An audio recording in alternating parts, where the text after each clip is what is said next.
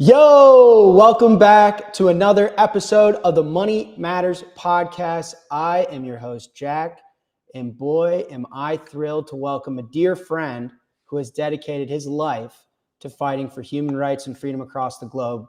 Gladstein, I got a proper intro for you, so you're going to have to give me a minute. Alex Gladstein is the Chief Strategy Officer at the Human Rights Foundation, where he spent over 10 years, over a decade, working to support civil liberties in authoritarian societies. He's also, in my humble opinion, one of the most, if not the most eloquent voices and pioneers in how Bitcoin intersects with financial freedom and human rights. He's also an author of the acclaimed book, Check Your Financial Privilege Inside the Global Bitcoin Revolution, which highlights the transformative power of Bitcoin for people living under economic oppression. One story of Alex, I was talking to a music buddy of mine. I've told Alex this story in private, but I want to share it to intro you. I was talking to a music buddy of mine. He's a producer, really well-known producer in the music industry. And he was telling me what he considers to be musical genius. And he considers musical genius is when a musician takes two separate genres of music and combines it to make one new one. And that is a stroke of genius. Like Prince is very famous for taking many different genres of music and making Prince. And when he was telling me the stories about music, it reminded me of you, Alex. I think you've taken human rights and the fight for freedom and Bitcoin and the new technology, and you've created a new genre for both yourself and for all of us. So with that, my friend, welcome to the podcast. We greatly appreciate you, and I'm excited to chat. Awesome. Well, thanks for having me, for the kind words. And all I can do is promise to keep feeding my energy in that direction as long as I can. That a boy. Okay. Well, let's get straight into it. Alex, what are human rights and what does it mean to fight for them? Yeah. Before I address what are human rights, I just wanted to give a moment. I know this is your show, but I need to give you a shout out as well, for not only changing the lives of so many people, but also being open to working with us and exploring stuff with us from very early on.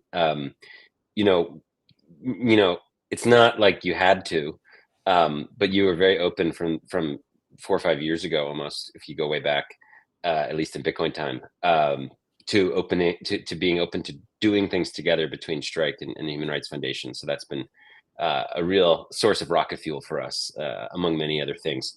And you've also not only helped Orange Pill nations and other things, but also my organization. So something that most people don't know is that when you were speaking at Bitcoin 2021 on stage, I had not a front row seat, but maybe like we're talking 5 rows back. And I brought Celine, who would later become the president of the Human Rights Foundation. In fact, less than a year later, and her husband. And we sat and we listened to you, and we saw everything happen. And it was very important, I think, for her to be there and see that.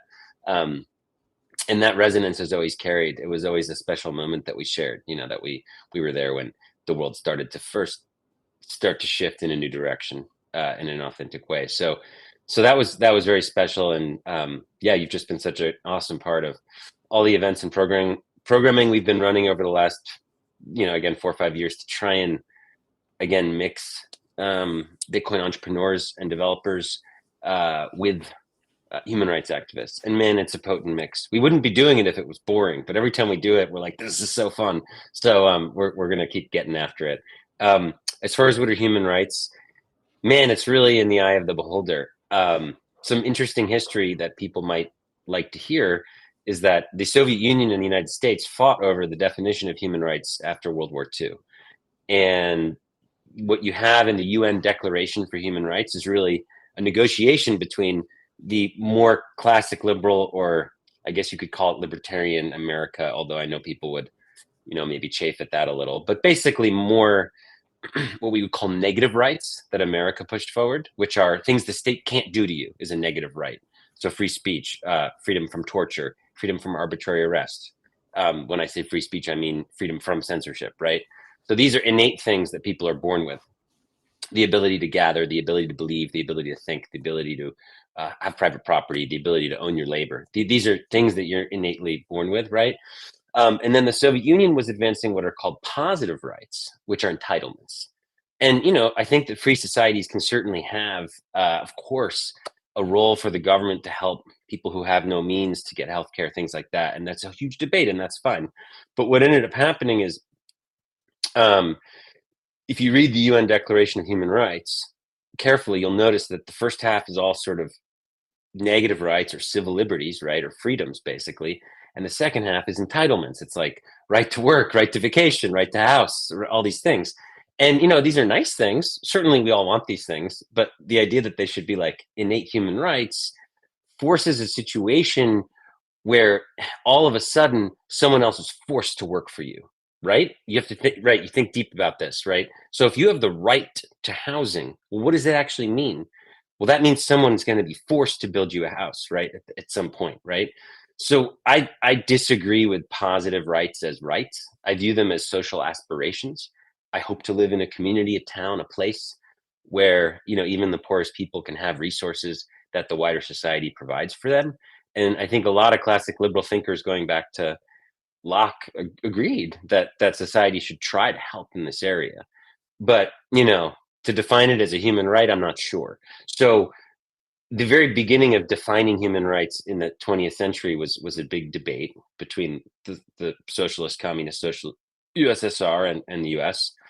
And that continued in the form of what we call the ICCPR, and then the equivalent one for economic and social rights, and that's the International Covenant on Civil and Political Rights. And then there's one for social and economic rights. Okay, rights. And those were like agreed upon in the 70s. So you've had different like laws and texts that are internationally agreed upon that kind of separate out these two big ideas. So for me, when I say I'm a freedom fighter, I fight for negative rights, civil liberties. Societies that protect negative rights tend to do better on positive rights anyway. When you have a wealthy democratic society where people can vote their government into power and control their government and own private property and have free speech, there tends to be better things, better resources for everybody. If you have a society that's based on fear and censorship and confiscation and arbitrary detainment and terror, essentially, any kind of like social rights it has are usually fabricated. So when you go back and look at the Soviet Union or Cuba or many other communist countries, they always would go to the UN and argue, well, we don't have some of the rights that you guys have, but we have free housing, or free healthcare or whatever. And it's like the funny part is you could never verify that because there was no free media, so no one was ever allowed to ask any questions and do any investigations and figure it out. And obviously what happened at the end of the day was a lot of it was a Potemkin village. So the history of human rights is actually a really fascinating back and forth. And yeah, I mean, I think the way it ties into our work is that for me, Bitcoin's kind of like the essence of both free speech and private property tied into one. It's pretty amazing. It gives people anywhere access to those two sort of rights. So maybe that's a good place for us to start. Yeah, well, where do we stand when it comes to human rights globally? Because often in my work with you, the American bias and the American perspective isn't representative of all 8 billion people. So how big of a problem is this? Is this a problem at all? Where does your work primarily focus? Right. So if we just think about civil liberties, I mean, obviously, historically, we've come a long way, right? From like feudal times, right? Where essentially only a handful of kings or very rich people had real rights and everybody else was basically property. People have become, people have, what's the right word? People have been escaping being property for a long time and in different ways. Obviously, in Western societies, white men escaped first, and then eventually women escaped, and people of different colors escaped. But in each society, this takes place in different ways. Like what I just said is very different under Arab kingdoms, right? There, the Arab men were the ones who owned everything, and white people were minorities, etc. But all around the world, in different empires, you essentially had very few people who had what we would consider today rights. And that pie's been growing over time, inarguably. The number of people today globally who have rights, those kind of civil liberties that I think you and I are passionate about, is bigger by percentage than ever before. But the bar was very low to begin with, right? I mean, you think about even just basic things in our country. I mean, women didn't have the right to vote or even use a credit card until not that long ago. Like my grandmother, who just passed away a few years ago, she was born in 1918. I mean, for a huge majority of her life, she couldn't exercise a lot of the same rights as men, right? So, and we're constantly improving, but I think what we strive to do through the work of the Human Rights Foundation is remind everybody that despite all these big advances we've had in freedom, which are very clear, like we don't live in the age of tyrants anymore. Like we have societies where the average person can actually have a little more power than they could 1,000 years ago. Despite that, it can be grim.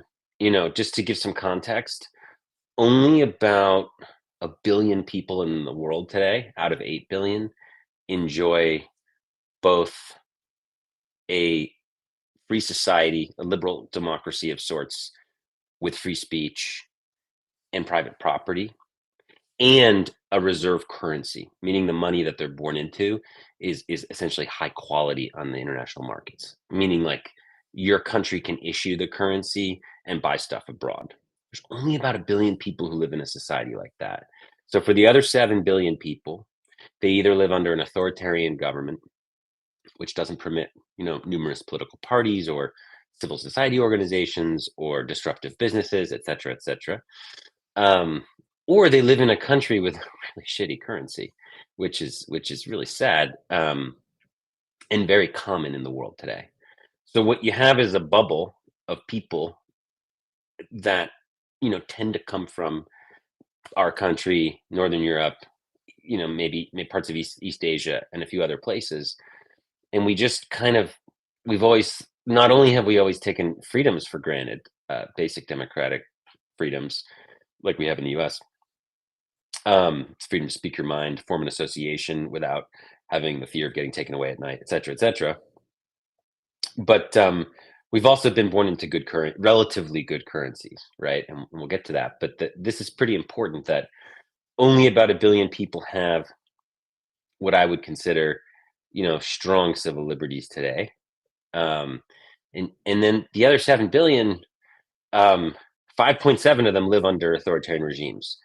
And the rest, even if they live under a democracy where there's, elections and different parties coming into power, their currency sucks. And if your currency sucks, you can't really be that free, right? Because you don't actually own the fruit of your labor, right? So we live in a world today that's come, on the one hand, really far, inarguably, from from like hunter-gatherer societies, essentially, and feudal societies where people were treated as property uniformly, to today. But on the other hand, the world's very unequal from a freedom perspective. And this is getting dangerous because of technology, because technology is reinforcing those inequities. Like it's making it harder for people in China to rise up if everything's being watched, if all of your data is known, if all of your movements are seen. And not only that, now programmed in databases in such a way that they know what you're going to do next. So, it threatens to kind of reinforce some of these inequities. And that's what gives us, as I think Americans and people in relatively free countries, a huge responsibility, because we can still make freedom technology. And not all of our friends around the world can openly do that. I think I have every reason to believe that Satoshi probably came from what we would call a free country, based on everything about their writings and time signatures and things like that.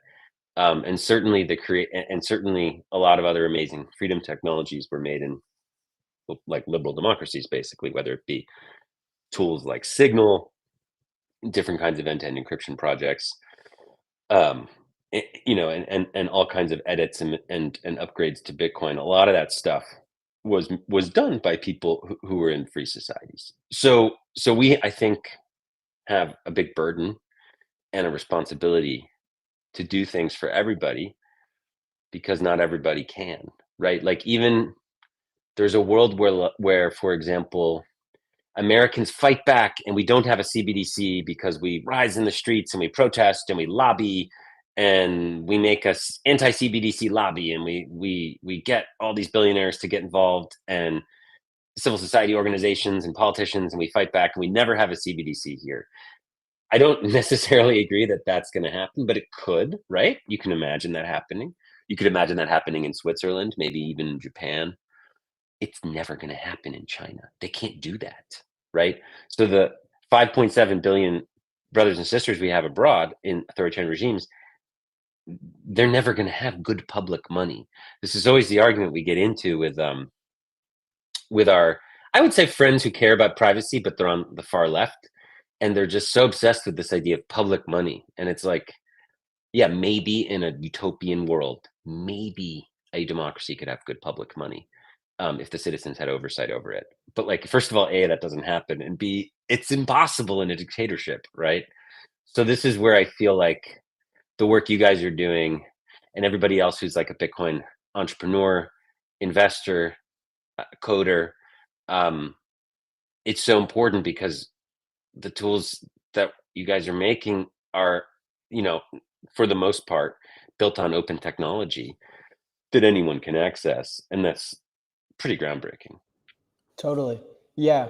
You mentioned two things there that caught my ear. One, on the monetary expansion of fiat currencies, your point is true. Although we live through inflation in America, relative, it's hardly inflation at all to other places in the world. And Right. people don't necessarily understand that. So you said 1 billion out of what I think we're at almost 8 billion. So Yeah. what is that, 12, 13% of the Yeah. global About population? 12%. Yeah, and it's remarkable. I think the public data, last public data I checked, the average fiat currency monetary expansion is 14% per year, and the U.S. has been recently at about 7, and it's weighted. So for the average to be at 14 with the United States at 7 means there are currencies out there that are 20, 30, 40, 50% monetary expansion on an annual basis, which just goes to show how absolutely extraordinary.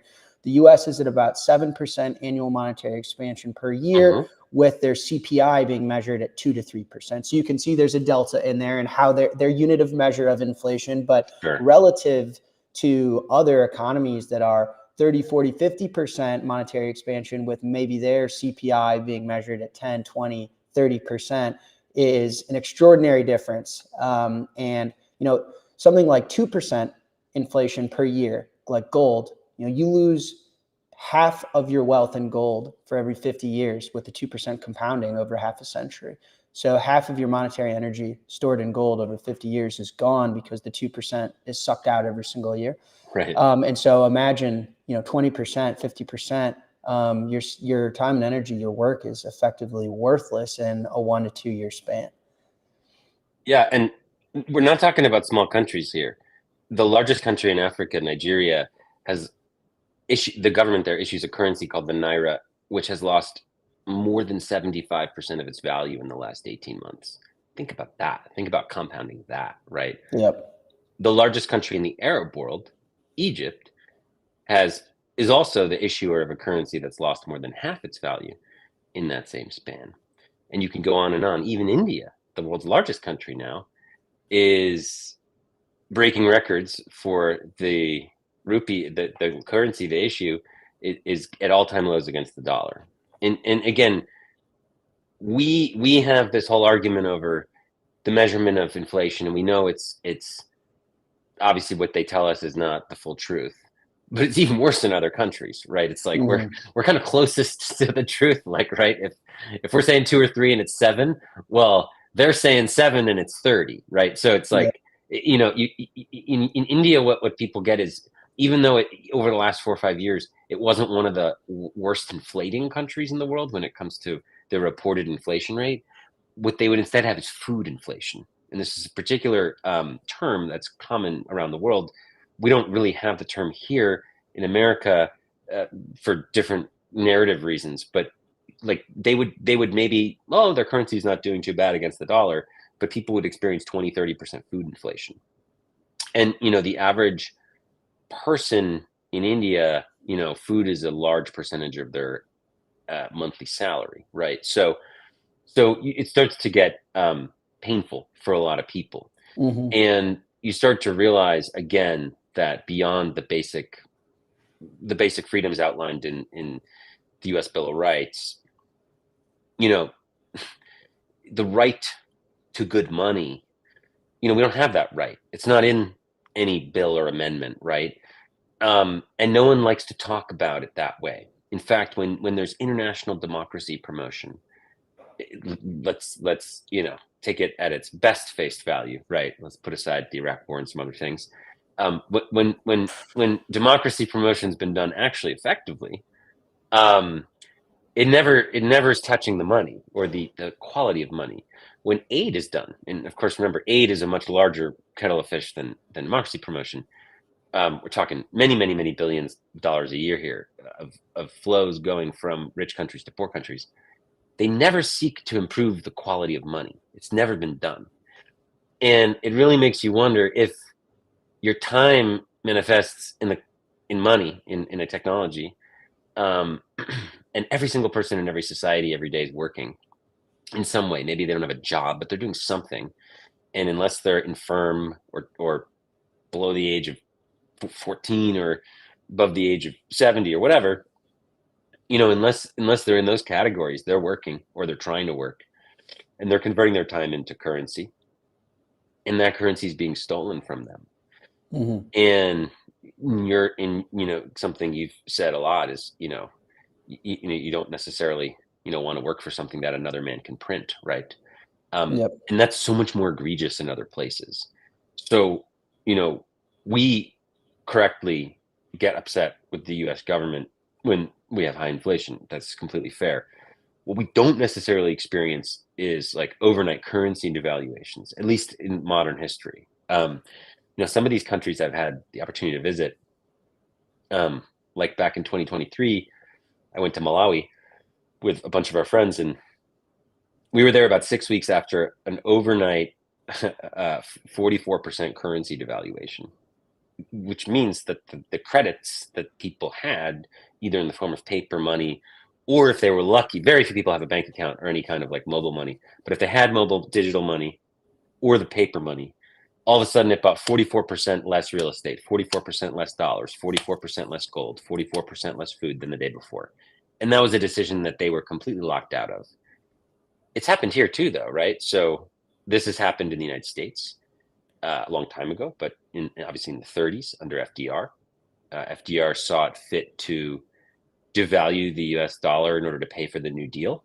And I know we could have a big conversation about, was that worth it or not? But it was theft, obviously, at a mass scale. He then made holding gold essentially illegal, or essentially at least impractical, for about 40 years. And during that time, which is when the military industrial complex was essentially erected and built, and a lot of these foreign wars started going, Americans didn't have an escape. You couldn't go to gold, and you really had to go to bond. You were being asked to buy bonds. You were being asked to give whatever value you had to the government for a promise to pay you later. And those bonds were, in real terms, you were getting wrecked, right? So it happened here, and it still happens everywhere else. Like, it's very common for people in this world to go through either a demonetization, which is where the government just says, hey, all those notes you have lying under your mattress, they're worth nothing anymore. Like, they're literally, we're going to phase those out, and you have a week to turn them in, and you can only turn in this much. And it's like, this actually happens. So whether it's devaluation or demonetization, it happens. I have a friend from North Korea, and she lived through this, and she was telling me about it. And it's like, it's so nuts. Like, basically, this was the government's way of making everybody equal, was quite literally, okay, you've all been saving in this paper money for maybe decades, right? Yep. The North Korean won had been issued for a long time. All of a sudden, around 2009, the ruler said, nope, you're not going to be allowed to use that money anymore. We're bringing in new money that's way better. You can exchange as much as 2 kilograms of rice worth of that money, and the rest is worthless. And you have about 2 weeks to do it. So this was their effort at making everybody equal. So this is like the kind of stuff that people have to deal with in today's world on a regular basis. Yeah. I talk often that money is your time and energy in an abstracted form, right? Money is a representation of your time, energy, your effort, your labor, your work. And what is any individual? You are the time you have on this planet and the energy in which that time is expressed. And the goal of money is to abstract that and capture it in a market good that you don't necessarily consume, but that allows you the opportunity to exchange and store that work, that effort, that labor, that time, that energy for tomorrow. And so an ability to debase your money is by proxy debasing you, because that money should in theory reflect some version of you, right? If I work my entire life for money and then someone makes that money worth half as much as it was when I exchanged my time and energy for it, then they've debased me, myself, my life. And so money is a very effective tool to oppress people because it is intended to be the individual's time and energy in an abstracted form. And if you can control that, censor that, sanction that, manipulate that, debase that, devalue that, then you have direct control over someone's time and energy effectively, which is a very terrifying idea. Well, I'd go beyond that. I would argue that, especially in places where it's done overnight with no discussion amongst the population, which is usually how it's done, that it amounts to a crime against humanity. Yep. I mean, think about it. What's the most painful way to inflict damage on 10 million people at once? Kinetic weapons and bombs, like they can hurt a certain number of people. Even chemical weapons can only hurt a certain number of people, or biological weapons. A currency devaluation hurts every single person like that. And it can be deadly, obviously. I mean, if all of a sudden you're scraping by, and I'm telling you, people in Malawi, it's not like they needed this. They were already some of the poorest people in the world, barely making ends meet. And all of a sudden they're just 44% poorer. So I just refuse to believe that that's the best we can do. And I refuse to believe that, my grandchildren are going to grow up in a world like that. And I want to make a better world where that's not an option, right? There will be tough times, always, right? There will be, even if we phase out central banking and upgrade it with Bitcoin, there's still going to be natural disasters. There's going to be plagues. There's going to be drama and conflict and war. But there will never be this big red button that people can just press and just automatically take 75%, 50%, 25%, even 5%, even 1% of everybody's savings and appropriate it to do something wicked, or even just not approved. And I think we have the way to get there now. Like, we actually have a blueprint for getting there, and that's pretty exciting. So it keeps me going, Yeah. So on that, how much of your work at HRF was centered around money before Bitcoin? Did Bitcoin enlighten you and the Human Rights Foundation on the topic that money can be used to oppress? Or was money previously a topic that you guys focused on tremendously, and Bitcoin was the innovation you were waiting for? Because you did mention a topic here where you said technology can be used to help people, but also hurt people. It reminds me of the great Hal Finney. The Hal Finney quote, I just pulled it up. The computer can be used as a tool to liberate and protect people rather than to control them. So it has this duality. It is a very powerful tool at the end of the day, and it can be used for good or for evil. Were you guys waiting for something like Bitcoin, or did Bitcoin come along and you kind of understood it and were like, holy cow, the fight for good money actually solves maybe half the world's problems? No, I mean, it was completely, came out of thin air. I mean, it came out of nowhere. I was working for HRF for more than 10 years, and we had encountered Bitcoin. Julian Assange spoke at the second Oslo Freedom Forum, and that was back in 2010. And the next summer, we saw the famous tweet in June of 2011 where he tweeted a Bitcoin address. So we understood what was happening, and I kind of watched it, but I just didn't quite get it. I didn't fully get it. Activists 2 years later asked us to use Bitcoin to help them in Ukraine. Under the Yanukovych regime, he had kind of frozen all these people's bank accounts, and they'd asked us to help with a fundraiser in Bitcoin. We were like, okay, we're up and minded, let's try it. And then in 2014, people started donating Bitcoin to us. So it was like relatively early we were exposed to it, but I didn't quite get it until a few years later when I started to just see that they the human rights activists from like all these countries would come to our conference and talk about their struggles.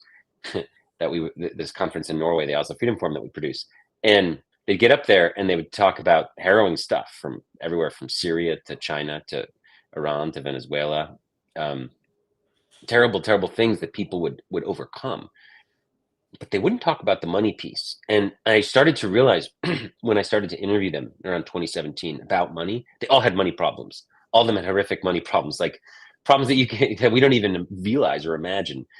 Like entire bank accounts just gone, just debanked. We talk about debanking here in the United States. Man, I mean, people have been debanked for decades elsewhere, like big time debanked, just gone. You and I know someone named Farida from a country called Togo in West Africa. Her family's been debanked for like 40 years, like not allowed to have a bank account because they were considered activists, right?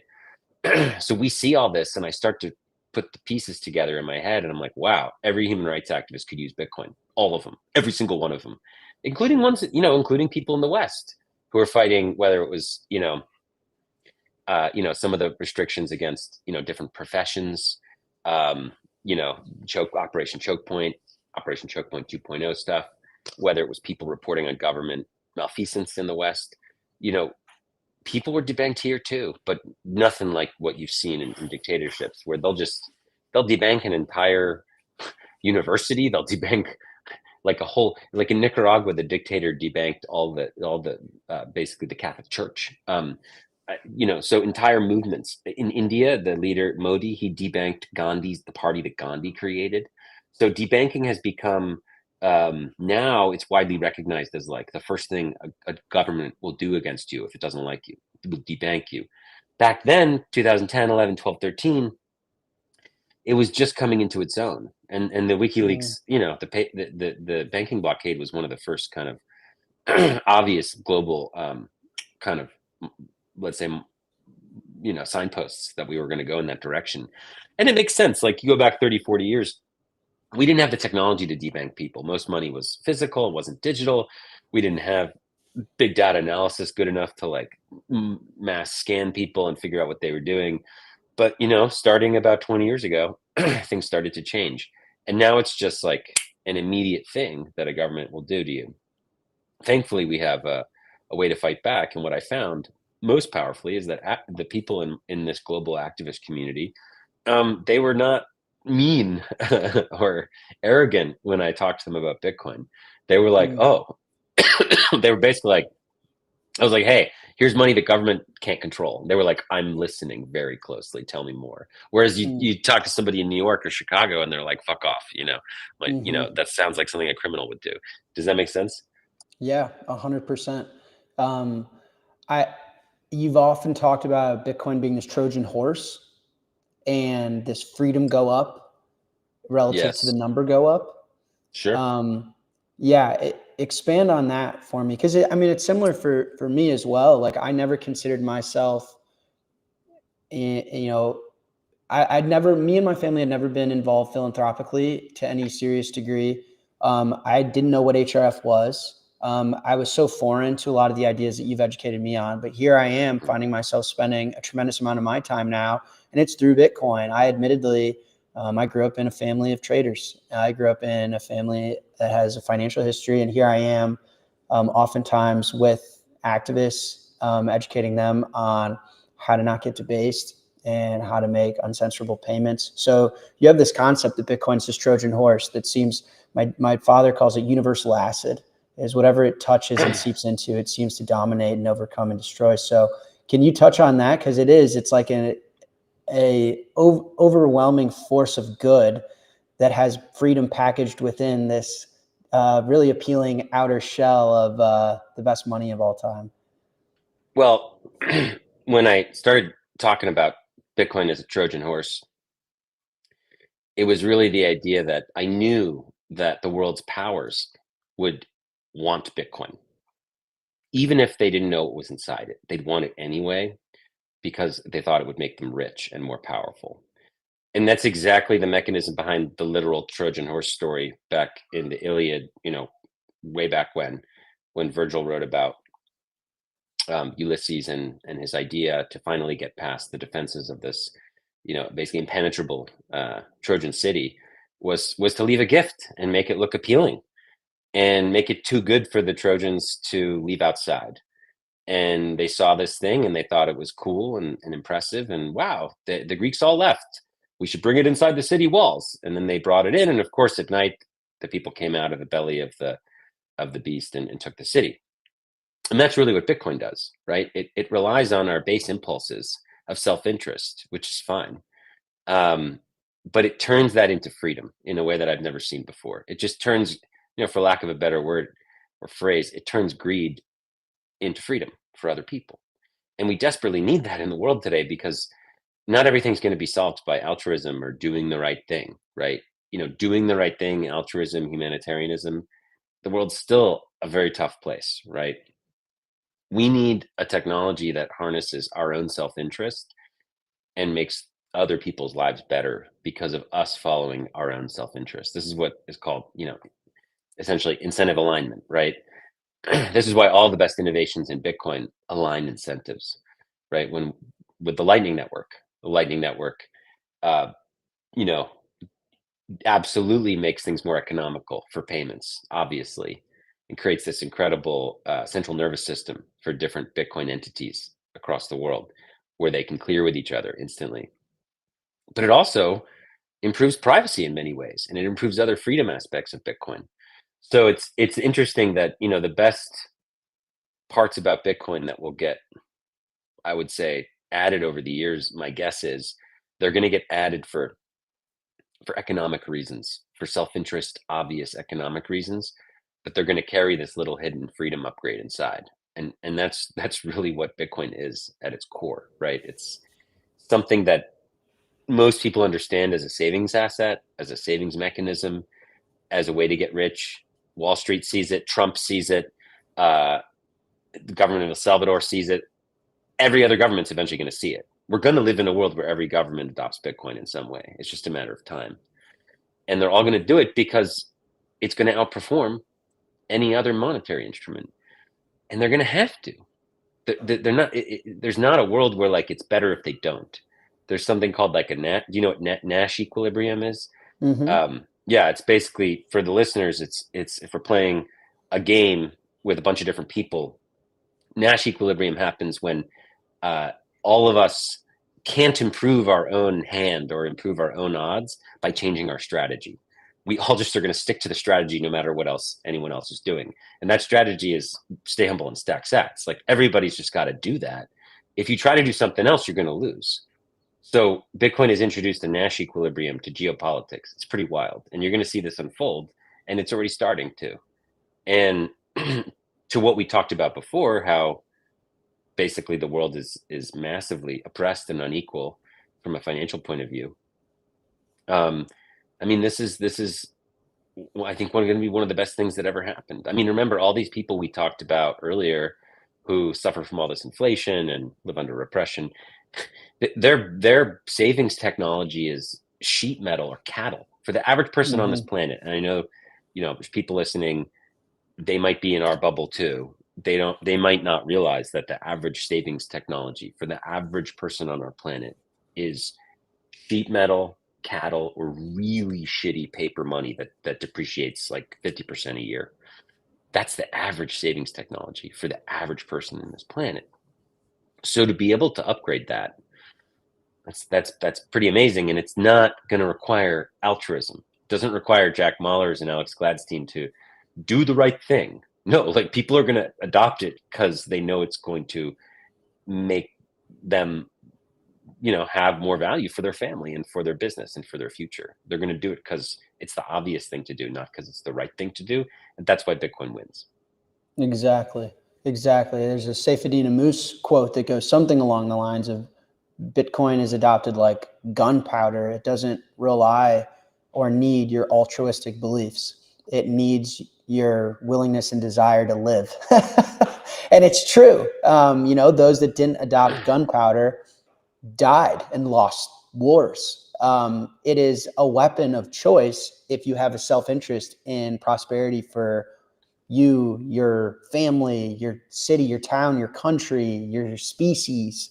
It's the equivalent of taking a boat with a hole in it out into the ocean and trying to get to the other side of the world, or flying a jet.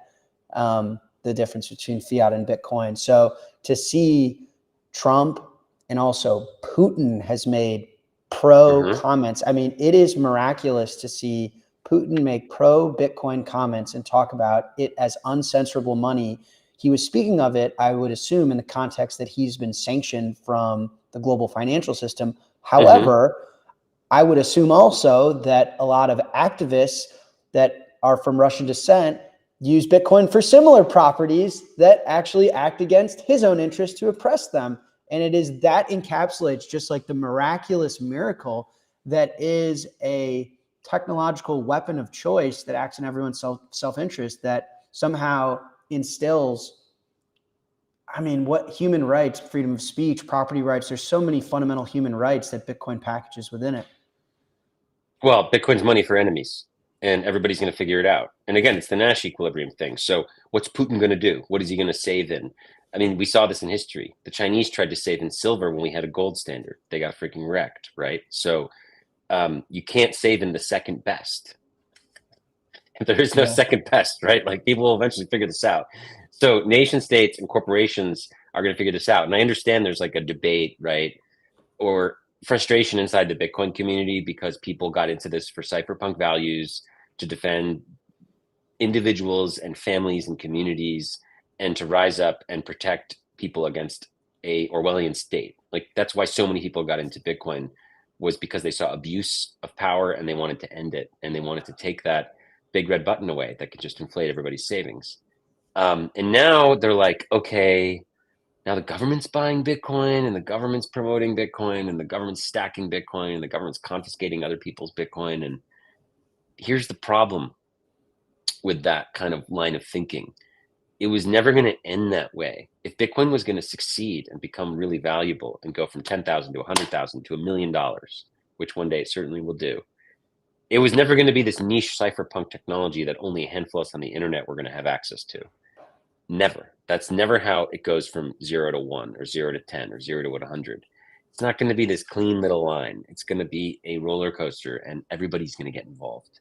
And of course, nation states were going to get involved. That's part of the plan, in a way. If Bitcoin had a plan, if Bitcoin was, an organism, if it knew, then that's part of the plan, is that it eventually Bitcoin would get valuable enough and credible enough that the largest actors and even empires in the world would adopt it. So I understand why people get upset that, big superpowers and large corporations and Wall Street are getting involved now and, mucking it up. But you got to understand that was inevitable, absolutely inevitable. And it's the Trojan Horse thing. It's how we win. I mean, they think they're getting rich, and what's actually happening is we're continuing to propagate the idea of an open neutral currency that has 21 million as the absolute limit. And we're propagating the idea that we don't need inflation. And that's a very powerful idea. 100%. Yeah. On the BlackRock and Wall Street and governments getting into Bitcoin, it does bother me that there are Bitcoiners out there that want to deplatform others from using Bitcoin. I mean, Bitcoin is a open public network. It is a neutral utility for the world that anyone can use, even people that you don't like. So I always find it a little contradictory that Bitcoiners are like, you and I were at an event recently, and I was sitting with a Bitcoiner that was like, I can't stand that BlackRock buys Bitcoin. We should get them out of here. It's like, well, who are you, this unelected developer that gets to decide who gets to own Bitcoin or not? Which kind of brings me to a question for you, which is Bitcoin working for you? Because Bitcoin, in that sense, it's in the eye of the beholder. To some, it's a savings vehicle. To some, its number go up. To some, its freedom go up. To some, it's payments. To some, it's a way to make remittances. What is Bitcoin working for you? Are things going as planned? What's your focus, and where do you think Bitcoin needs more focus? Yeah, well, for us, Bitcoin is money governments can't stop, and specifically money dictators can't stop. And that makes it one of the most powerful tools in our arsenal when it comes to promoting human rights around the world. And it does a really amazing job of this. And part of the reason why is it's permissionless. Like you don't need a particular set of ID. You don't have to attach your name to it. Now, of course, you can, and people do. We wouldn't recommend that for a human rights activist, but you don't have to, and that's the beauty of it. It's actually quite a powerful privacy technology when you don't have to tie your name to it. Um, Even putting aside all the great privacy tech in Bitcoin that's out there, just using Bitcoin when you buy it with cash or in a P2P trade and you never put your name on it, I mean, that's powerful, and a lot of people do that. So it's been amazing to watch the human rights community globally start to understand this, start to use it. The people who work with me have come from other organizations working in places like Russia, where they had to use it. They worked with Alexei Navalny, and the Russian government would freeze their bank account all the time to the point where it basically became useless. Um, they would punk them, and they would go to the office one day, and their bank account would be like negative billion rubles, and they'd be like, great. So, I mean, they had to have a different way of doing things. So they were very early in innovating into Bitcoin. You'll notice this among a lot of activists, obviously Assange being one of the first, but all going through the years, activists have been at kind of the forefront of this thing because, again, they need that value of Bitcoin where the government can't stop it. The average person in America doesn't need that yet. What they like about Bitcoin usually is that it has increased the purchasing power of its holders a lot over the last 15 years, more than anything else in the world. So that's been big. But what other people really value often are other things about Bitcoin, not just the price appreciation versus the dollar. They really appreciate that they can hold it outside of the banking system. They really appreciate that it can teleport around the world. They really appreciate that it can be used relatively privately. They really appreciate you can do cash trades with it. They appreciate that you can use it in countries that are blocked off from the global financial system. And that they really appreciate that you can be anybody and use Bitcoin. You don't have to be a particular person with a particular passport and a particular address. You can be a refugee, doesn't matter. Bitcoin will work for you. So it's working great for us. We recognize that it needs to be used as a medium of exchange in the far future to succeed, to win. So we're working towards that, building all kinds of helping build all kinds of communities around the world that use Bitcoin, that understand it, that educate other people on it. The more that we have people around the world using Bitcoin as a medium of exchange, the more we win. I'm very sort of confident about that. It obviously needs to be a little more user friendly always. That's always a sort of a North Star. It's getting there. It's definitely way easier to use. The fact that there's so many different kinds of wallets does confuse people, but you can look at it as a positive. You can look at it as, look at all these options we have. Because 5-6 years ago, it was very hard to do Bitcoin education. There weren't very many good tools. Today, there's some amazing tools. So I try to look at it and be positive. It's an awesome time to be working in this field right now. There's so many people who need unstoppable money, and we can get it to them. We can help them understand it. So I really think this decade is like an inflection point where it's a paradigm shift, where in 2035, everybody listening here is going to look back, and one of your biggest regrets is going to be that you didn't do more with Bitcoin. Now, that might be buying it, that might be starting a career in it, it might be telling your friends about it or family. We're all going to have that regret. Even Jack and I are going to have that regret. We didn't do enough. Even though we're doing like crazy amounts, we probably didn't do enough, right?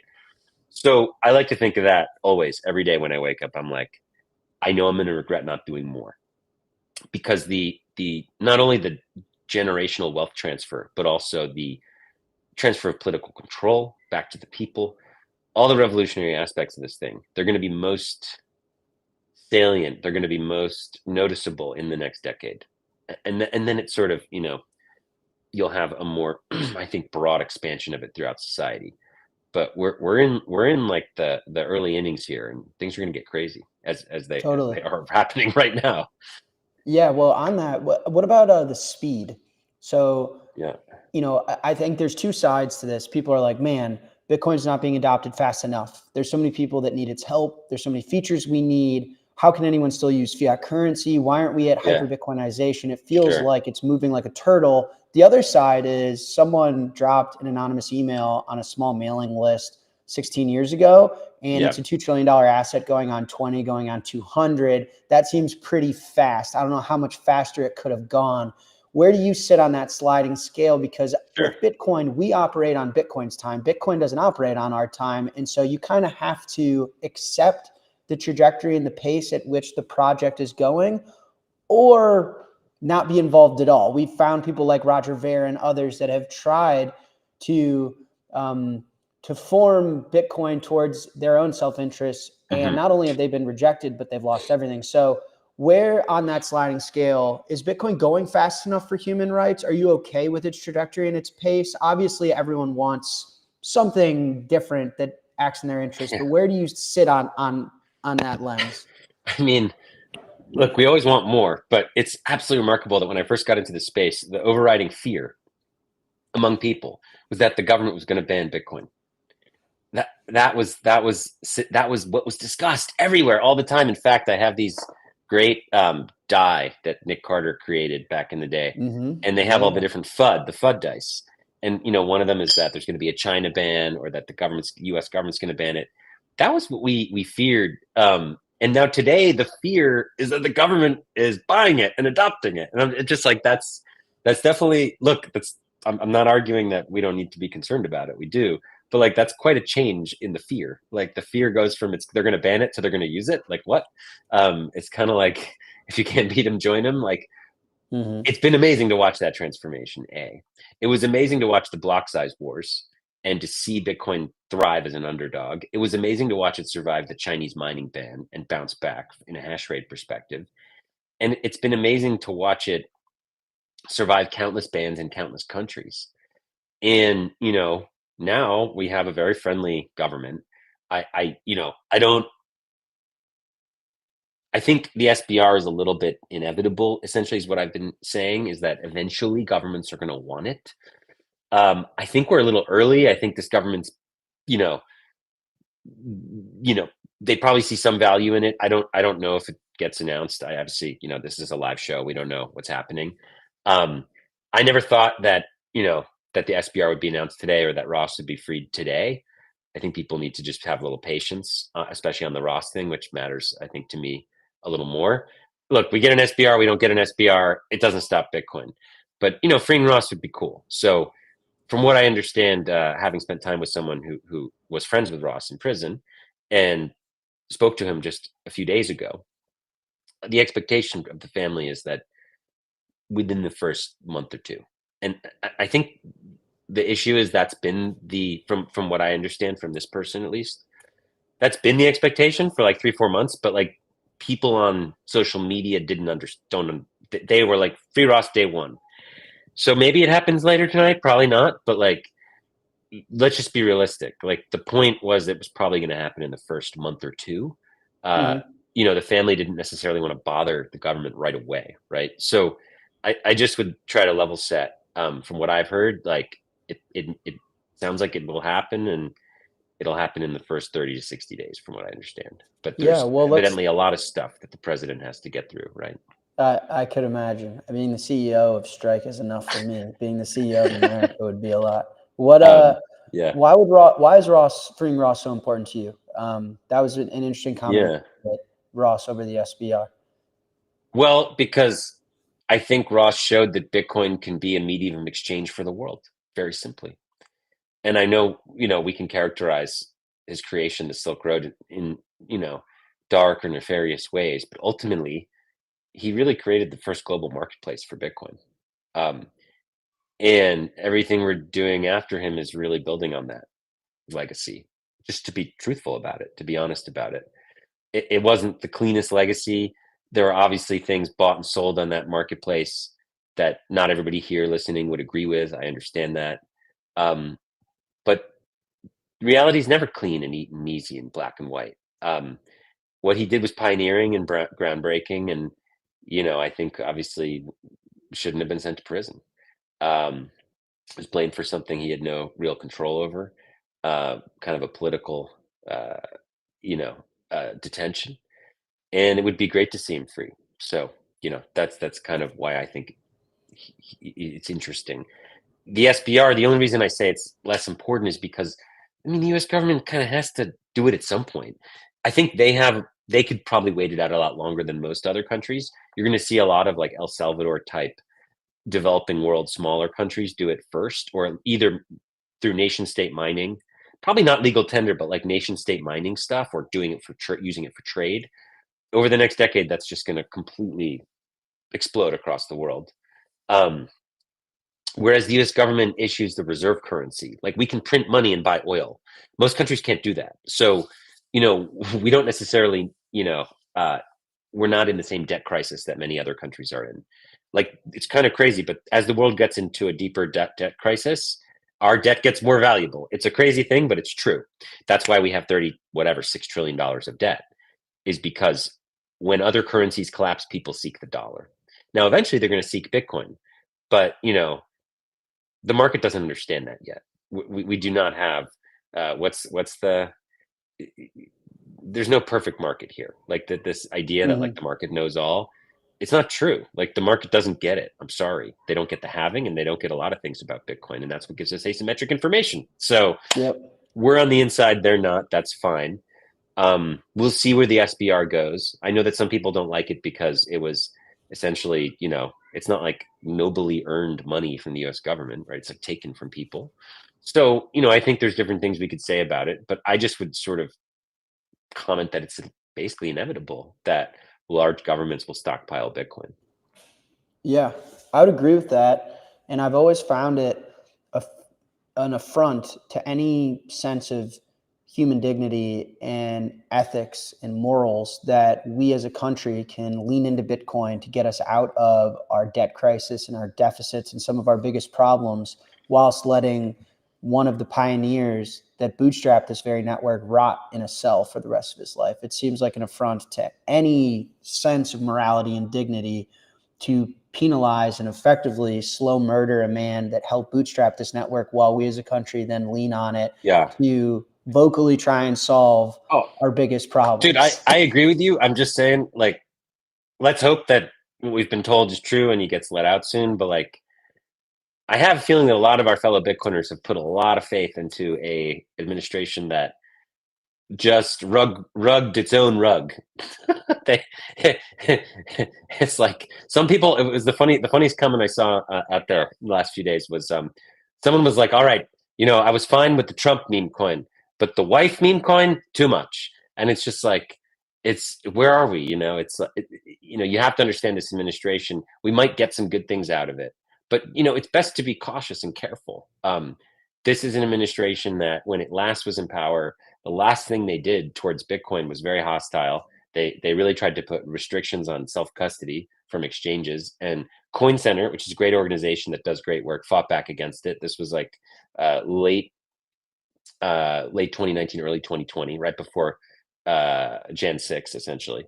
It didn't go anywhere, thankfully. And now they have a new team and they've seen Bitcoin change the world. But let's just my perspective has been, let's be cautious and let's see. I know that like people want to pump their bags and everything, and like, great, Biden allowed an ETF to happen. Are you going to celebrate him? I don't know. But I think what we want to see is meaningful improvements to Americans' ability to self-custody and transact privately, and to build freedom tools here. So I'm personally not really looking at the SBR. I'm looking at Ross, but I'm not looking at the SBR as much as I'm looking at the Samurai case, the Tornado Cash case. I'm looking at some of these cases and I'm wondering, is this going to be a government that makes it harder to build freedom tools in the US? Or is this going to be a government that makes it easier to build freedom tools in the US? And this goes back to the beginning of the show, where most of our friends abroad live in countries that aren't free, that don't have an open society. They need our freedom tools. So we got to build them here, regardless. So that's kind of what I'm going to be looking at. Totally. Well, we're coming up on an hour.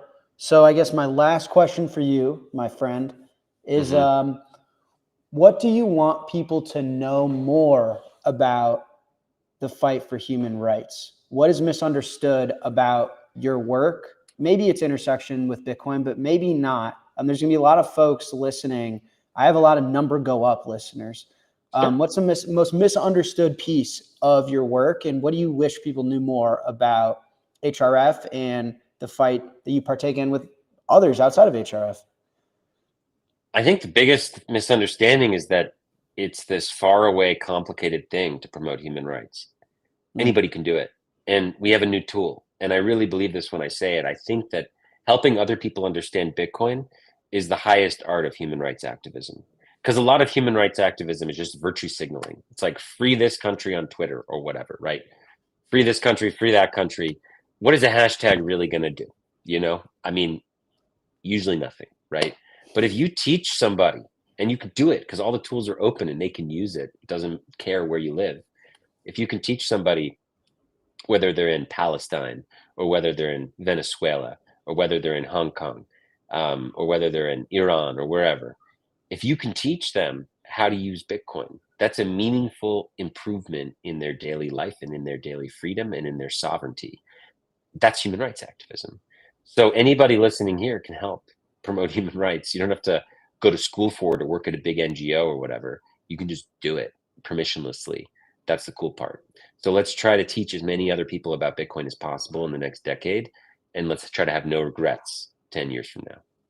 The no regrets is tough, man. But it is one of the most empowering pieces of Bitcoin is that we're all on the same team.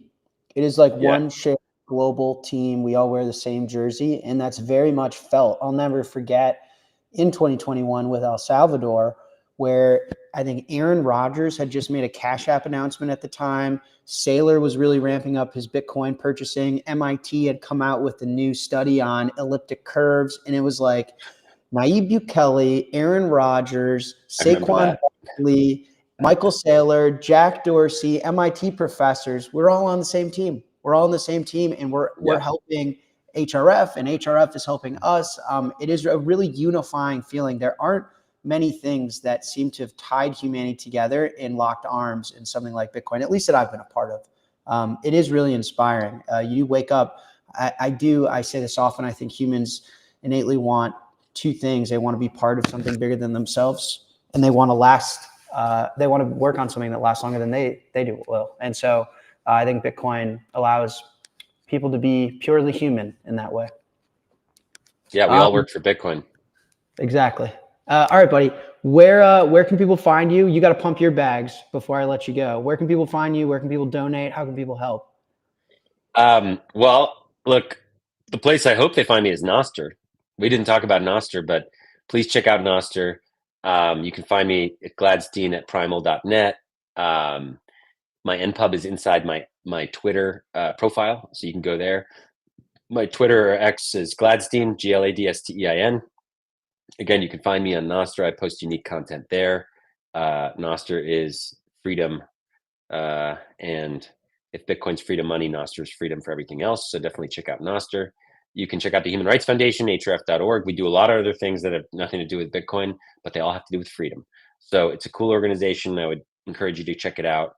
And if you're ever thinking about meeting other Bitcoiners who care a lot about freedom, you can come to our event called the Oslo Freedom Forum. It's in Norway at the end of May. It's pretty spectacular.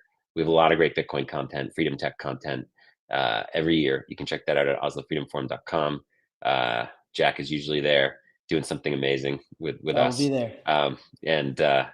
Yeah, thanks for having me on. You can follow me there, and just super grateful for the opportunity, and I'll see you again in person soon. You're the man. And you're right. No Nostr, no eCash. So I'm going to have you back at some point. There's more to discuss for sure. That's another show. All right, buddy. Well, thanks for all you do. Thank you. I'm going to host trivia with this live chat. You got to join one of these shows one of these times. It's fun, but we appreciate you, man. Thanks for everything. All right. Enjoy the trivia. Take care, buddy. Cheers, buddy. All right, chat. What did you think of that? I told you guys we're going to have more guests every single week. I would never lie to you. You know I would never lie to you. Gladstein is an absolute legend. He's a close friend of mine. The work Alex does is tremendous. It's so empowering. I think even in its most simplest form, Alex really shows the real life benefits that a neutral money can have that exceeds hedging inflation. I mean, I've met so many of these activists and seeing the real life stories of living under an authoritarian regime, being depressed, being debanked, going through hyperinflation, and just open source wallets like the Moon Wallet or LND, just the technologies that I've tested or been a part of, and seeing it change lives and save lives is miraculous. And Alex is a godsend to our industry and to the world at large, to be honest. Let me turn the chat overlay back on so I can get you clowns back on my screen. You clowns, this chat. Chat, we have such a special relationship with one another. I had to turn the chat off because you guys, sometimes you say the most rude things. So I had to turn you off. But I know most of you are ride or die. I knocked my mic off. Hold on. All right. I'm back. We're set up. And here's how we're going to do it, ladies and gents. You guys think, I saw you in the chat. You guys, oh, I wonder if we're going to do Q&A. I want Jack's thoughts on things. Trump's getting inaugurated. Free Ross. Why is he? You thought I'd leave you hanging on a day like today? You thought I would leave you hanging? Fuck out of here. You don't know me well. You don't know me well. Anyone in the chat, you must be new here if you thought I'd leave you hanging. Listen, this is how it's going to go. You've been writing your questions in the chat. My team is in the chat. They've been writing them all down ever since I hit live, all of them. I already have a document full of questions, all of your questions. I will answer all of your questions. I say we do questions starting at the 30-minute mark, starting at 6:30 CT. And from now until then, we do trivia. How does that sound? My chat GPT is ready to cheat. Come on, man. No cheating. No cheating. You guys are full of shit. But give it up for Alex, man. Alex is an absolute legend. He's unbelievable. I'm really thankful that he came on as well. I mean, what a guest to bring on. And I got way more coming. I know Preston Pish said he would come on. I'll definitely have Sailor on at some point. Dorsey. We're going to have a ton of fun on this show. You guys got to keep giving me the feedback. Be honest with me. You can't hurt my feelings. You and I, chat, we're like family. That's how close we are. We're like this. You guys can't hurt my feelings, so I just need all the feedback. All right, well, I'm trying to let everyone get situated. If you're hearing me talk about trivia now, get to live, click live, make sure you're at the very tip-top second of me streaming because I'm going to get started with trivia. And so I ask you, chat, if that all sounds good, let me know. Give me a thumbs up on the trivia. Let me know, chat, that you're ready for trivia. We've got over 9,000 of you tuning in live right now. 9,000. And I don't think that counts Noster. We might hit the 10,000 live concurrent viewers on this live stream, which is absolutely banana land. Let me know you guys are ready for trivia, and we will get started. I'll give you a second.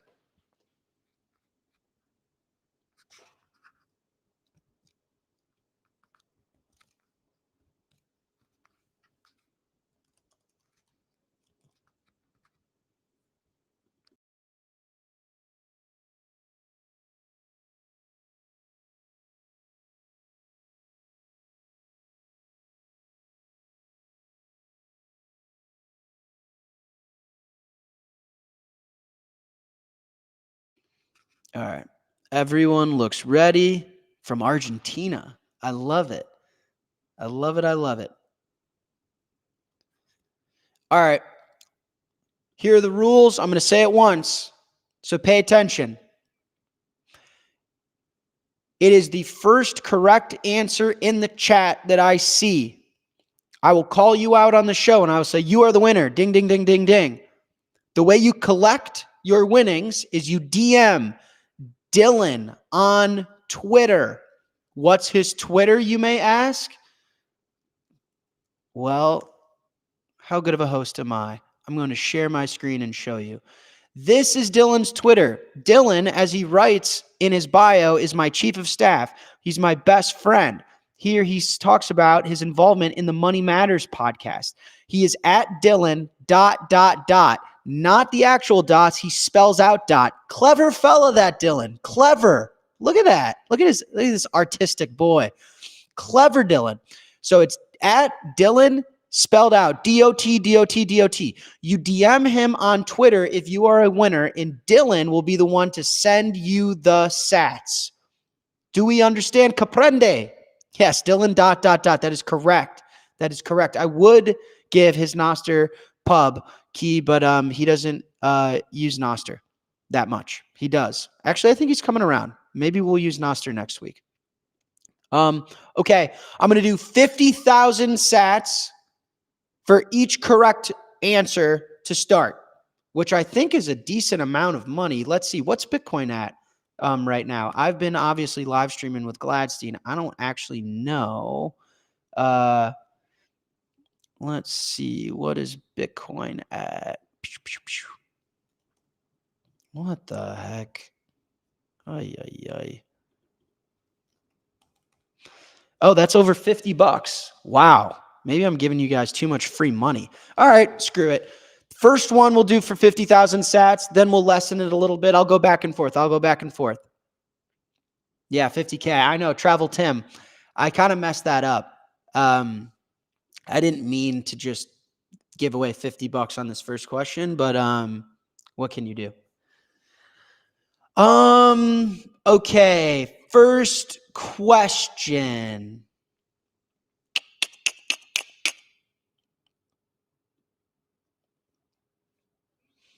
Okay, here we go, chat. First question. I may have already asked this one before, but it's a very good one and it's kind of tricky. First question for 50,000 sats. The last 3 Bitcoin if the last 3 Bitcoin blocks were solved in an average of 2 minutes and 37 seconds, how long is it expected for the next Bitcoin block to be mined? If the last 3 Bitcoin blocks were an average of 2 minutes and 37 seconds, the last 3, 10 minutes, limited hangout is the one, limited hangout. Dylan, it was limited hangout. Someone said add him back. You guys don't even pay attention to the question. You just start just putting Adam back in the chat. Limited hangout is the winner. It is 10 minutes. Listen, no matter what, the next Bitcoin block is expected to be found in 10 minutes is difficulty. A lot of you, that one was probably too easy for $50. A lot of you got that one. Limited hangout was the first. And whoever just put Adam back in the chat is an absolute legend. Before I even asked the question, that is so funny. Adam back, lesbian bar. So if Adam Back walked into a lesbian bar, when would the next Bitcoin block be found? Oh, man. This show is the best. Okay. Next question. We'll go for, we'll do 5,000 sats. 5,000 sats, $5. Ready? Next question. Which cryptographic algorithm does Bitcoin use for its hashing? Which cryptographic algorithm does Bitcoin use for its hashing for 5,000 sats?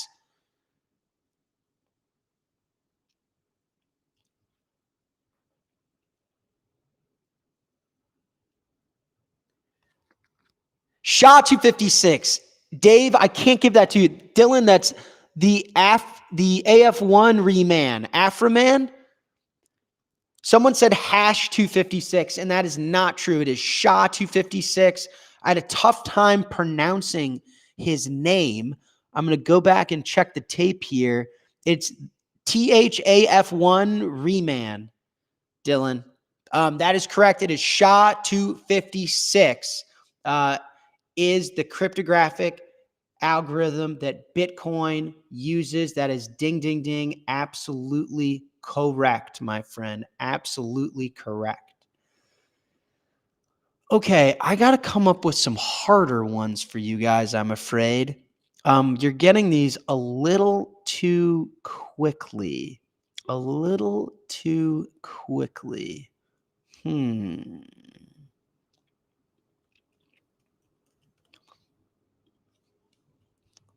Let's see. But the problem is, if I ask harder ones, do I have to raise the prize? That's the thing about it. What do you guys think?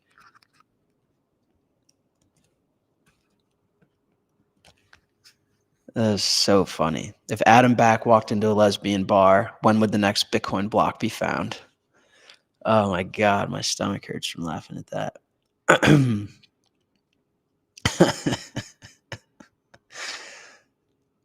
Oh man. Okay, I'll go 10,000 sats for this one. 10,000 sats. Are you guys ready? Slightly more difficult. We'll see though. You guys have been sharp. Which upgrade replaced Bitcoin's original ECDSA signature scheme with Schnorr signatures? Which upgrade replaced ECDSA with Schnorr for 10,000 sats?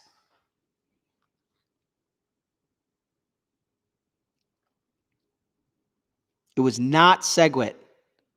Taproot is correct. Is TJ78492, Dylan. TJ78492. Although, TJ, you kind of cheated there, you motherfucker. This guy, TJ, he got it right, but then he followed up by getting it wrong, as you was just spraying a bunch of guesses. The correct answer is Taproot, which a lot of you are now flooding the chat with. Taproot was the Bitcoin upgrade that replaced its ECDSA signature scheme with what is known as Schnorr signatures. That is correct. The more you know, chat, the more you know. Do you think he cheated? Are you allowed to guess multiple times? You probably shouldn't be. But I don't know what I can do about that. Shout out TJ, I guess, taking advantage of the system. All right, another one for 10,000 sats. We're rapid fire. We only got about 10 minutes left before Q&A, chat. Let's go. Look alive, baby. Look alive. What Bitcoin mining pool mined the first SegWit transaction? This is a hard one. 10,000 sats. What mining pool mined the first SegWit transaction in Bitcoin's history? How many of you are using AI for this? It is not Antpool. That's a great guess, Rex. And I recognize Rex, a frequent of the show. Shout out Rex, man. Thanks for tuning in all the time. Proof of Closet was not the mining. It was not Antpool. It was not Mara. No, it was not Deadpool. It was not Marathon. Wow, this is a good one. I've trumped you guys. Antminer, Judge Dredd. I don't know what that is. Slush Pool Foundry. No, I haven't seen it yet. No. It was not Foundry. No. It was not Brains. It was not Riot. Wow, did I miss some? It was F2 Pool. That's correct. Doc Capital. Dylan, Doc Capital got this one. It was F2 Pool. Wow. A lot of you guys know the American public miners, which might, maybe that's obvious in hindsight. F2 Pool is an OG mining pool. They were the first to mine SegWit. That is fascinating that wasn't as well known. They were the first to mine a SegWit transaction. F2 Pool is the name of the mining pool. Okay. Am I going too hard on you guys? Am I going too hard? Okay, here's a good one. Let's do 25,000 sats for this one. 25 bucks. This is kind of hard.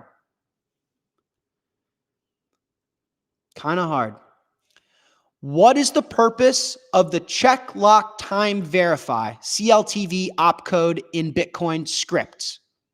What is the purpose of check lock time verify?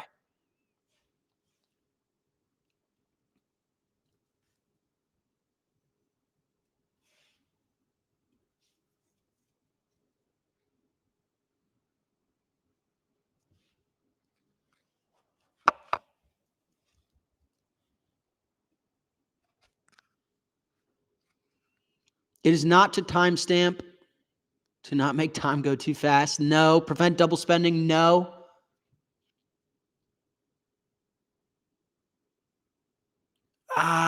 Do I give time locked Bitcoin as the correct answer? I think I have to. Dylan, I think I have to. I'm rolling the tape back. And then I'll explain the answer. But we have a winner, guys. I'm going to go with, it's Eric MED, Dylan. Eric MED is the winner of this one. He said time locked Bitcoin. Honestly, Eric, a little vague, but I'm in a good mood. I'll give it to you. The point of it is to lock a transaction until a specific block height. So you can actually script a Bitcoin transaction or Bitcoins to be locked until a specific block height, which we know Bitcoin is like a universal clock. So what you could say something like, this Bitcoin cannot move until this block height. So I guess it isn't in effect time locking it in a way. I would like a bit more of a descriptive answer next time, but I get it. You're trying to get something in. You're trying to get to the chat. You're trying to get to the sats. I get it, Eric. I get it. But the more you know, guys, did you guys know that Bitcoin has opcodes and Bitcoin scripts and that you can program Bitcoin transactions to do clever things? It's programmable money. And so check, lock, time, verify allows you to lock a Bitcoin transaction until a specific block height or timestamp. Very, very, very cool stuff. All right. Let's go. Let it snow. Okay. Here's a pretty straightforward one. What mailing list was the Bitcoin white paper first published on for 5,000 sats? What mailing list was the Bitcoin white paper first published on for 5,000 sats?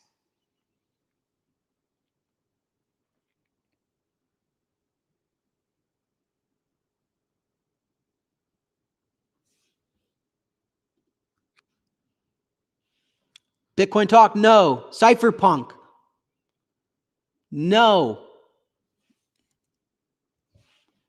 It is not the Cypherpunk mailing list. Oh my goodness, you guys. Cryptography mailing list. Satoshi Nakamoto Jr., Dylan. Satoshi Nakamoto Jr. Satoshi Nakamoto Jr., it is the cryptography mailing list is the correct answer. The cryptography mailing list, not the Cypherpunk's mailing list. I will remind you guys, Eric, I saw your question. If you win trivia, DM Dylan. It is at Dylan, D-O-T, at Dylan ... This is his Twitter handle right here. I'm sharing the screen at Dylan ... DM him to collect your winnings. It was Satoshi Nakamoto Jr. Great name.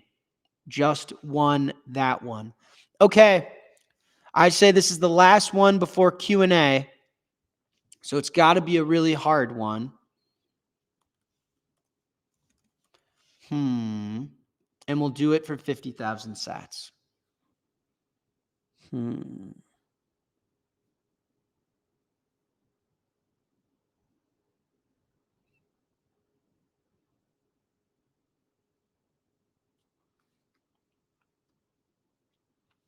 I don't know how hard to go with you guys. I can't get a good gauge on my audience.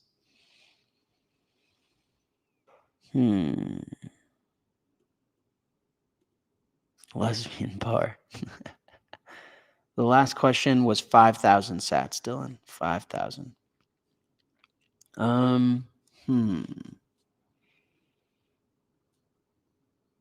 Okay, how about this?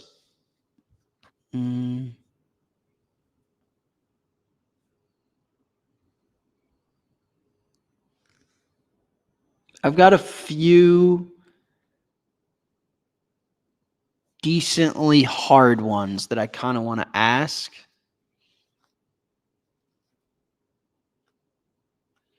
Dylan, if you're listening, what about we run trivia till 6:40? Because I feel like these questions haven't been great. They got to be harder.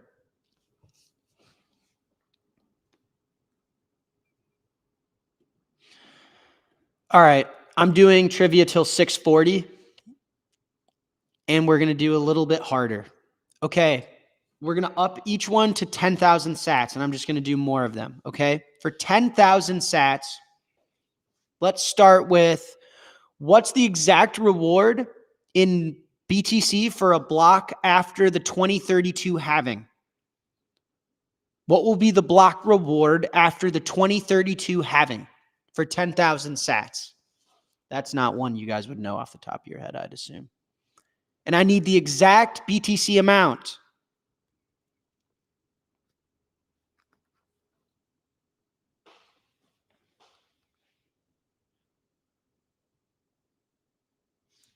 $3.125, incorrect. In not 25 Bitcoin. After the 2032 halving. Trey got it. 0.78. Trey got it, Dylan. It was Trey. 0.78125 is the correct answer. For those that don't know, every 4 years or so, Bitcoin halves its reward. Okay, halves its reward. After the 2032 halving, it is correct. It is 0.78125 BTC for a reward block mine after the 2032 halving. Okay, onwards we go. Are you guys ready? Another question. This one, 10,000 sats. What programming language was Bitcoin Core originally written in? What programming language was Bitcoin Core originally written in?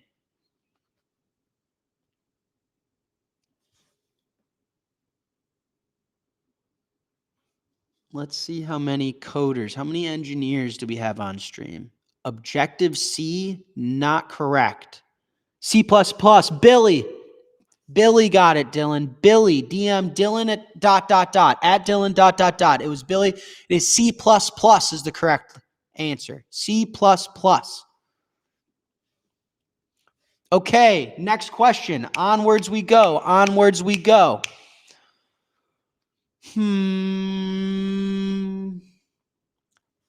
Ooh, geez, this is a hard one.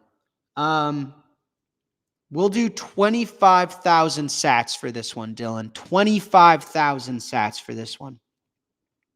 How many bits of entropy are used to generate a 24-word BIP39 mnemonic seed phrase? How many bits of entropy are used for a 24-word seed phrase?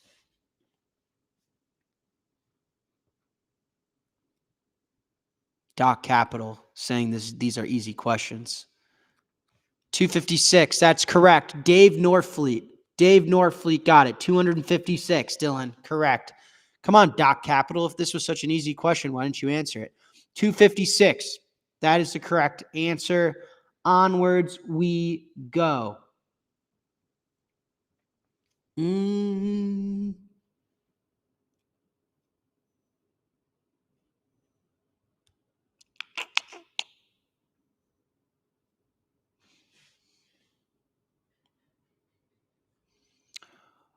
Okay. This one will go back to 10,000 sats. This isn't that hard. What's the total size of the Bitcoin blockchain as of early 2025? What's the total size?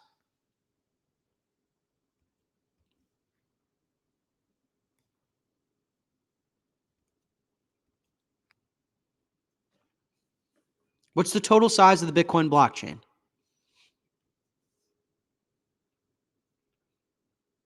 The New York Agreement. No. 657.28. Well, I guess I can get like the literal size right now. Yeah, maybe I kind of fucked this question up because you guys are probably right. I mean, I just Googled it. I got 540, but I didn't get like the literal latest block. So I'll have to scratch that. I kind of fucked that one up, ladies and gentlemen. That's on me. I should have gotten the like literal latest answer. And I didn't. Wow, we just passed 10,000 live viewers. 10,000 live viewers. Unbelievable. 10,073. Holy smokes. What are you guys, like trivia or what? My goodness. All right, we got 5 minutes of trivia left. Then we're going to do some Q&A. Then I'm out of here. Man, I can't seem to stump you guys. I got to prepare for this better. Next week, I'm going to come with some really hard questions. Here's oh my goodness, this is a very hard one. I mean, you guys are just going to cheat. The problem is you guys are cheaters. All right. What was the nonce value in Bitcoin's Genesis block? Now, someone's just going to cheat. What was the nonce in Bitcoin's Genesis block? I'll give you 50,000 sats if you get this one. What was the nonce in Bitcoin's Genesis block? 50,000 sats.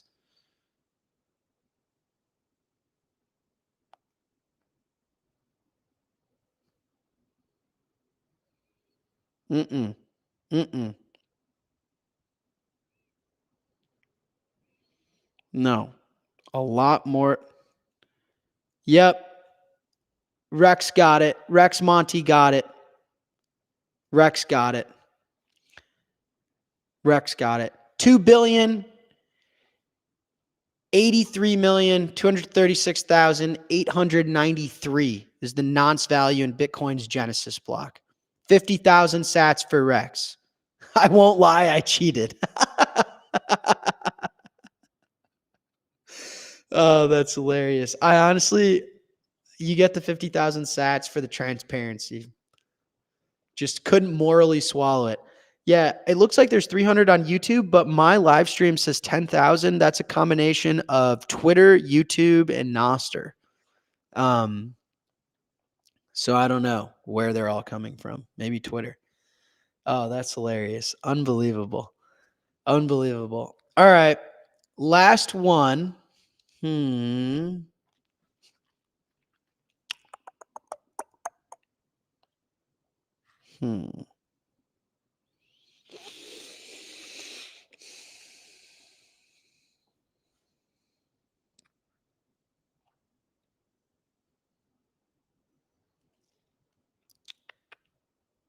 One more trivia.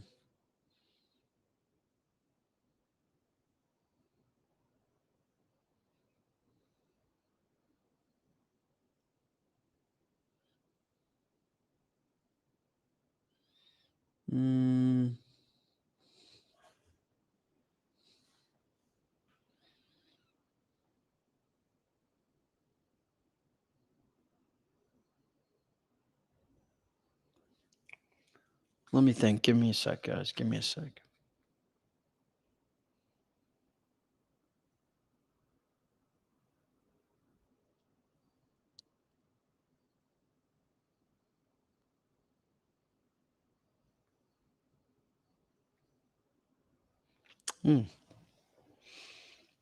Okay. Oh, I'm lagging on YouTube. Sorry. Last one for, it's not that hard. 25,000 sats. 25,000 sats. How many halvings will occur before the last Bitcoin is mined? How many halvings before the last Bitcoin is mined?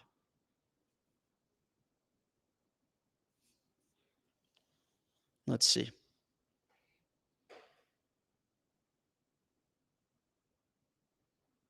Not 16, not 32. You're close. No, I haven't seen it yet. Look at me squinting. It's coming in so fast. It's not 32. It's 33. Oh, shoot. These are coming in so fast. I saw it. Who got that? Who got 33? Let me see. Dylan, did you see who got it? Hold on. It was, I'm looking at the Hodler. Hodldor. Hodldor. HODLDOR, Dylan. Hodldor. Got it. Hodldor got it.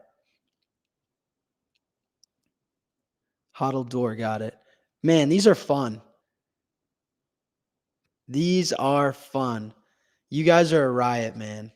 You guys are a riot. Look at Doc Capital saying these questions are easy, coming in with 33 like 10 minutes after everyone else got it. Come on, Doc Capital, step up, smart guy. I'm kidding. I'm kidding. I appreciate you guys tuning in. This is a blast. So funny. Like, how did my life get me to this point?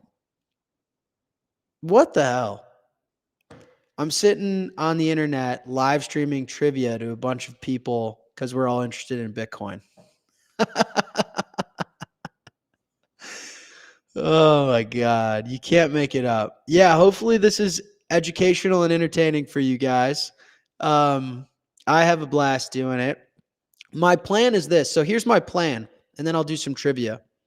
Actually, I'll write a trivia question for myself. How about that? That's how we'll kick off trivia. Let me pull up my trivia document. Let's see here.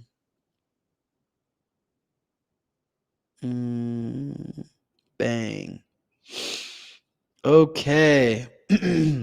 Trivia. First question, Jack, what's your plan for the show?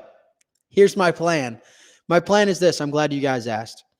My plan is I'm going to have more guests on, but I'm not necessarily going to do it as a live stream with trivia and stuff. So I'm going to do every Monday. I'm going to live stream for a little bit, talk about a topic or two that's on my mind, do some trivia, and then do some Q&A. Every Monday, it's just going to be me and you guys. Maybe we'll have Odell join. Maybe we'll have American Huddle join. But it'll be a consistent show like it has been every single Monday. Then separately, I'm going to interview more guests. So Gladstein was a guest. We'll have Preston on. We'll have more guests. Those won't necessarily conflict with Mondays. Mondays just got to be time with us. It's about us. Baby, look me in the eye. It's about you and me. So Monday's going to be us. We're going to have Q&A. We're going to have trivia. We're going to have real-time discussion on what's going on in Bitcoin. And then separately, I'm going to have guests. Capiche? Just so you guys know. So keep telling me what guests you want. You wanted Gladstein, I got Gladstein. You wanted Preston on, I'm getting Preston. I think, what else did you guys have in the docket? I heard you guys want Saquon back on. I'll get Saquon back on. There ain't a thing in the world I wouldn't do for you. So let me know, okay? Questions. Here we go. You guys ready for some Q&A? I got about 20 minutes. U.S. government policy and economy questions. Jack, when strategic Bitcoin reserve? I don't know. To be honest, I assume that the strategic Bitcoin reserve and some of the raw stuff is not going to come as soon as Bitcoiners thought. I think it will probably be, unfortunately, within the first month or two. There's this within the first 100 days is what Trump and others have been saying. So I would say my general macro outlook is the next month or two is going to be very volatile. The next year is going to be very certain. We are going to get a lot of dollar debasement. The dollar has to get weaker. Assets have to go higher this year. Do I think that's going to start now? It might, but it also might not. I expect a lot of volatility, a lot of uncertainty, a lot of emotion in the next month or two. I expect a lot of bullishness over the next year. So do I think Ross is going to get free today? Do I think the SBR is going to happen right now? It's anyone's guess. Probably not. Do I think Ross is going to get pardoned this year? Yes. Do I think Bitcoin's going to go to $250,000 to $1 million this year? Yes. As a reminder, guys, in 2017, when we went from 1,000 to 20,000, we didn't break 2,000 until August.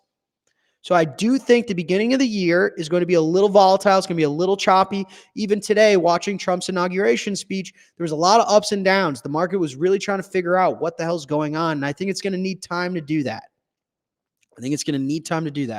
So when SBR, I don't know. Jack, do you think U.S. strategic reserve will even be beneficial to Bitcoin? Yes, of course I do. Bitcoin adoption is beneficial to Bitcoin. People buying Bitcoin is beneficial to Bitcoin. People using Bitcoin as money is beneficial to Bitcoin. What is money? Money is the market good that you acquire not to consume. You acquire it to save and exchange. You acquire a piece of pizza to consume it and eat it. You acquire a car to transport you. You acquire a shirt to consume it, to wear it. You acquire money not to consume it, but because you have an intent to save or exchange it later for the things that you need. The more people use Bitcoin as money, the better for Bitcoin. If the US government buys Bitcoin, they're monetizing it. They're using it as a monetary asset. They're not using it to consume it. It's actually hilarious. You can't consume Bitcoin. When people say there's no intrinsic value, you can't eat it, you can't put it in jewelry. Great. Money's not for that. Money's for you not to consume. So it's a beautiful thing that you can't consume Bitcoin. So the US government buying it to monetize it, to use it as money, is phenomenal. It's adoption. Whether it's your neighbor or the government, we want more adoption. How many people in the world are using Bitcoin as money? Because we want it to be liquid. We want it to be saleable. We want it to be global. We want it to appreciate in price and value. So yes, it does benefit Bitcoin. Absolutely. What are the chances of an executive order 6102 on Bitcoin if the government starts to get squeezed by inflation? I think the chances of 6102 are low. I do. I don't think a 6102 on Bitcoiners would be generally effective. Bitcoin would be a very difficult thing, if impossible, to actually physically seize from people. But I also think it's not in the best interest of the United States to violate property rights. It would be a violation of property rights to such an extreme. I would be shocked if the United States destroyed property rights in its own country in an attempt to seize 12 to 24 words from its citizens. It'd be a violation of freedom of speech. It would be a violation of property rights. It would be a violation of the United States of America as we know it, and they would be embarking on something that they will not be successful at. Here's the deal, guys. Listen, it's always easier to buy Bitcoin than to ban Bitcoin. I'm going to say that one more time. It is always easier to buy Bitcoin than it is to ban Bitcoin. Anyone that you think is going to get in Bitcoin's way, seize it from you, ban it from you, make it illegal, I guarantee you they end up buying it before they successfully ban it. They will buy it before they will successfully ban it. As far as I'm concerned, banning Bitcoin and stopping Bitcoin is impossible. As far as I'm concerned, buying Bitcoin is the best thing anyone's ever done for themselves. It is easier to buy it than it is to ban it. Anyone that wants to ban it or thinks that they can ban it will end up buying it first. I guarantee it. I do not see a 6102 coming anytime soon, if at all. Wouldn't a universal basic income, UBI, be so much easier and actually be possible in a deflationary system like a Bitcoin standard? I guess. I got to be honest, though. I'm not like all the UBI stuff. I'm not an expert in. I don't know if I have much comment on. For me, listen, money is your time and energy in an abstracted form, right? I've said that a million times. It's your work, your effort, your labor. You wake up, you do stuff for the world. You hopefully provide value for those around you. And in return for that, you get money. Okay. It's as simple as that.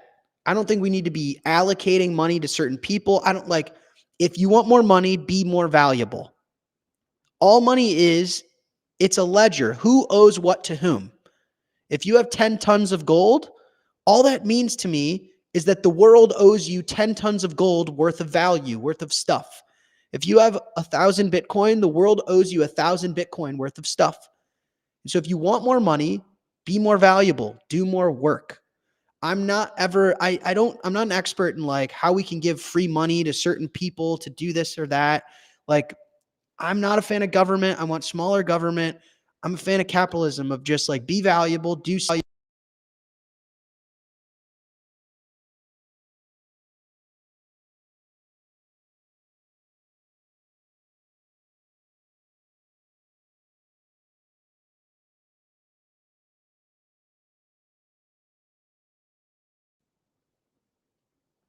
Hopefully my mic is working. Can you guys hear me? Something crazy just happened on my screen.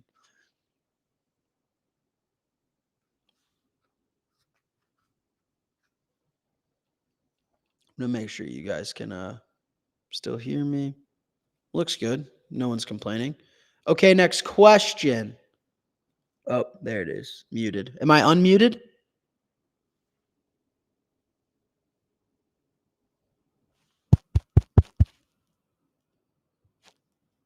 Unmuted? Back? Okay, great. Okay, great. Sorry about that. Didn't mean to do that. Okay.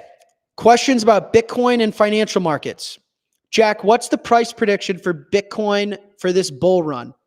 My price prediction has been the same for over a year now. I think Bitcoin's going to go from 250,000 to a million, somewhere in that range. I think on the low end, 250,000. On the high end, I think we could tick a million. It does not mean it's not going to come back down. I do not think we're done with 4-year cycles. I do think Bitcoin is going to have an overheated run to the upside. I absolutely do. And I think 250,000 to a million. I've been saying that for over a year. When Bitcoin was at 20, 30K, I've been saying that. 250,000 to a million, somewhere in that range. $500,000, $600,000 Bitcoin all-time high makes sense to me.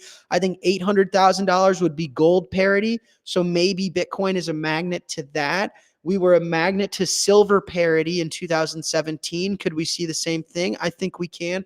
So somewhere in that range. Why such a big range? Well, you guys are asking me to price Bitcoin in a piece of paper that people print aggressively. It really depends. What is the U.S. monetary policy? How much are they going to protect the bond market? What's the financial health of our foreign allies or our foreign enemies? Are we going to go to war? Is the U.S. going to buy a lot of Bitcoin? Is the U.S. going to buy no Bitcoin? I think in the worst case scenario, Bitcoin still has a 2 to 3x left in it this bull run. And I do think in a most bullish case scenario, Bitcoin could tick $1 million per coin in the next 12 to 18 months. I very, very much firmly still believe that. Next question. Does buying and selling WBTC affect Bitcoin's price?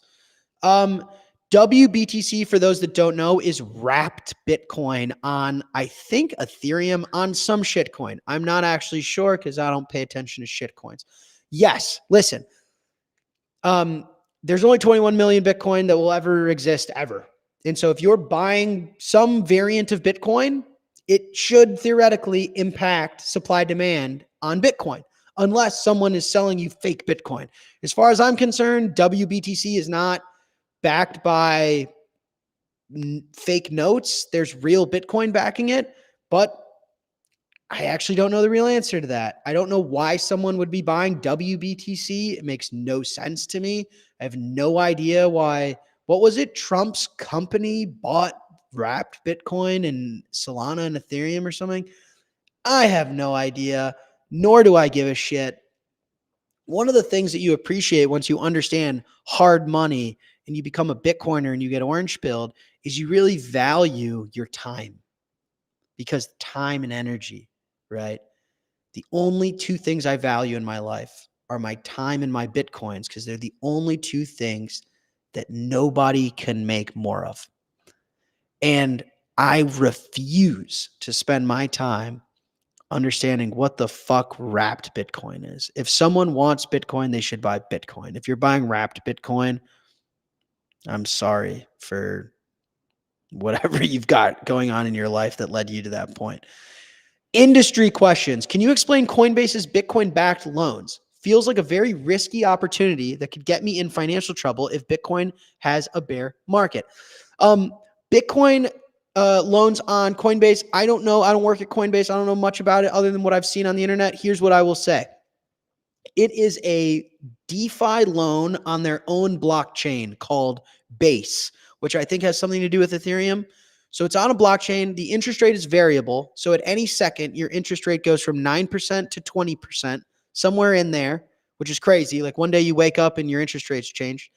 And I'm pretty sure it's a taxable event. One of the reasons people want a Bitcoin loan is they want access to their wealth without having to sell the Bitcoin and incur a taxable event.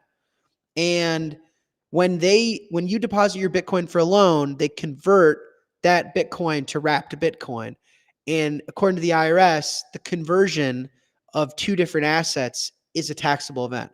So you get taxed and you get a variable interest rate on a shitcoin DeFi network. It's not my cup of tea. As you guys know, I'm building a product that I would use, that I think other Bitcoiners would use, which is just a normal loan against your Bitcoin as if it's like against real estate. I'll come out with it soon. That's all I'll say for now. In your opinion, thoughts on Coinbase bandwidth issues and what would you have done? Another SBF problem and reserve concern? The concern being vocalized is about, I think you're talking about Coinbase withdrawals, is that they're not processing withdrawals. Listen, everyone's always talking about, let me tell you guys something actually. Everyone's like, oh, exchanges needed proof of this. Exchanges need to do this. Listen, if you want proof of reserves, withdraw the Bitcoin. Like on a monthly basis, Strike customers are withdrawing 80, 90% of the Bitcoin purchase on our platform. What I tell our customers all the time is the best thing I can do in running my products that I give you guys is I give you free withdrawals that process immediately. That's the thing, okay? So there's so much talk about like exchanges should do to prove that. It's like, listen, just withdraw the coins. Now, why do I think Coinbase is not letting people get coins off? There's been a lot of fraud in the industry, like a lot of scams. There's a lot of elderly scams that are happening, and I would assume that Coinbase is just trying to build some friction in scams. That's like the best case scenario, is that it's just scam friction. I mean, I would be shocked if a public company of their stature is pulling an SBF. I mean, that would be very difficult for them to do and not get caught before this moment. But here and again, I've been surprised time and time again. I've said it over and over and over and over, guys. Listen, bear markets will surprise you to the downside. However bad you think it can get, it will get worse. Okay. I knew Bitcoin was going to go into a bear market. Did I think that that curly-haired drug addict was going to lose $15 billion of other people's money? No. But here we are. Conversely, bull markets are always better than your wildest dreams. Always. However good you think it can get, it will get better.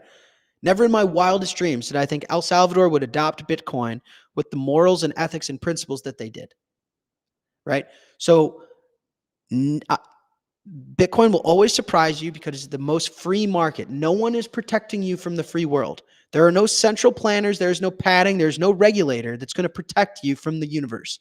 When you are in Bitcoin, you get pure universe, pure reality. It is an entirely free market. No one is there to protect you from the real world. And so can Coinbase go under? Yeah. Anything can happen because, guys, listen, entropy is ever growing in the universe. Like there's no, that's the thing. Like we've grown up in a world where central planners are constantly protecting you and removing volatility and risk out of your life. And so people see something like SBF and, oh my gosh, how is that possible? How is what possible? That someone took your deposits and gambled it away? That's entirely possible. Of course it is. What universe do you think you live in? So my advice to you is withdraw your coins. We on Strike, we will process them immediately and we will give you free withdrawals. We will not give you these 200 fee withdrawals and process it 60 days later. And if you have an issue, customer support run by Bitcoiners and we will help you. I will help you. You can DM me on Twitter, literally. I mean, listen, guys, I run a massive Bitcoin company. I'm sitting here every week. I do Q&A with you. We make ourselves accessible. In my opinion, that is the way. That's my comments on the matter. What happens to the mempool when we have hyper Bitcoinization? It gets more full. I mean, listen, Bitcoin being used is not a bad thing. That's the funniest part about all of this is it oscillates between the public conversation oscillates between nobody's using Bitcoin. Isn't that a problem? How are miners ever going to get paid? To, oh my God, what if everyone uses Bitcoin? It's like, which one do you want? What's the doomsday scenario? That no one's going to use Bitcoin and we're not going to be able to pay miners? Or that everyone's going to use Bitcoin, Bitcoin's going to be too successful and the mempool is going to be full? It's ridiculous. Moral of the story, Bitcoin works until someone proves to me it doesn't, which has never happened. Next question. Is Trump or Melania coin a better investment? Neither. Buy Bitcoin. Dumb question. Next. Advice section. Advice. How do you self-custody and store your seed phrase? Just one cold wallet? I store Bitcoin in many ways. I've got some Bitcoin on Strike. I use Jack Dorsey's product. A BitKey is a very good one for beginners. I use a cold card. There are multi-sig. You can set up multi-sig yourself. There are really cool wallets like Sparrow that help you do that. There are service providers like Unchained. I would say for beginners, I would buy a BitKey. It is a phenomenal way to get into self-custody. For experts or people that have been in the space for a while, I recommend Cold Card and CoinKite products. I think Rodolfo is great. MVK is amazing. I would recommend his products. I use his products personally. So those are the two recommendations I have. If you want to go into multi-sig, I would recommend Unchained. And if you want insurance on your Bitcoin, I would recommend Anchor Watch. Next question. Not asking for financial advice, but you personally, did you or do you have any kind of Roth IRA? If so, do you have to sell any fiat instruments held prior from the Roth IRA to convert? I don't have a Roth IRA. You guys know my financial situation. I'll say it again for those who don't. I own Bitcoin. I own Strike. I own my house. Those are the three assets that make up my net worth. I obviously own shirts and pants. I own AirPods, right? Like I own other stuff. But when you talk about my time, energy, effort, labor, my work, my net worth, my life is reflective and encompassed and saved in exchange in what instruments? It is primarily Bitcoin and Strike. And then I do own my home. I do believe in owning real estate, land, not tremendously. I mean, relative to my net worth, my house is a rounding error, but I do own it. And I want to be honest and transparent with you guys. So no, Roth IRA or stock portfolio or 500 index thing, Vanguard account. I don't have any of that shit. Any opinions on buying levered Bitcoin like 1.5x? Listen, I mean, using leverage, levered Bitcoin is going to be a more volatile Bitcoin, which means it's going to go up higher when Bitcoin goes up. It's going to go down lower when Bitcoin goes down. Adding leverage is adding volatility. It's adding returns to both sides. So if you're into that type of thing, do it. Also, leverage, if you're buying a levered instrument, that's different. If you're using leverage, if you're taking out a loan, if you're levering up, you just have to be ready for volatility and for risk. Generally speaking, bull markets are a time in your life to remove leverage, not add it. So be careful. The time to add leverage is in the bear market. The time, right? Let me put it to you this way. At the peak of the bull market, I would be very cautious to get a big mortgage on your dream house. Because if the market goes down 80%, can you still afford that mortgage? Or are you still going to be comfortable living your life? The time to take on leverage, take on debt is in the bear market. In the bull market is the time to pay off your mortgage entirely, right? You get what I'm saying? So I'd be careful with leverage the more we get into a bull market, okay? Like I would not be taking out leverage at a $500,000 Bitcoin. And just be aware that levered Bitcoin is more volatility. Levered Bitcoin is higher upside, but also lower downside. Just be aware. What's the best way to work on Bitcoin? Any boot camps, projects, or companies that you recommend to get started with to work in Bitcoin? My advice on this one, everyone's like, oh, what programming language or what? My advice on this one is pretty simple. Be curious.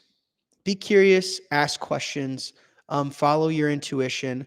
You're not really going to get very far in anything if you don't care and you don't genuinely want to solve a problem. So I would only learn programming if you want to engineer a solution that matters to you. If not, then get into sales, get into business development, get into customer support. We have a lot of folks at Strike that got into Bitcoin just by picking up a customer support role that have grown throughout our company because they're Bitcoiners and they're passionate and they care. So my advice always is stay curious, ask questions, be a good listener, work hard. So I think the future for people in Bitcoin or any industry is simpler than they give themselves credit for. Also, by the way, anything worth having in life takes time, right? It's this concept of proof of work. If you could print it in a second, or you could just get it tomorrow, or all you needed was a favor from a friend, then it's easy. It couldn't have been that hard or difficult to achieve. That means it's probably not worth that much. So you have to allow work to compound over time. So I would stay curious, be patient, ask questions. I mean, there are plenty of boot camps, like Saifedean Amus runs an economics course on the internet that you can take. Jimmy Song, Nifty Nye, they run coding boot camps. Space 58, that's a Bitcoin coding boot camp. What is the one in New York? No, it's not HRF. Hold on. Now you guys got me Googling shit.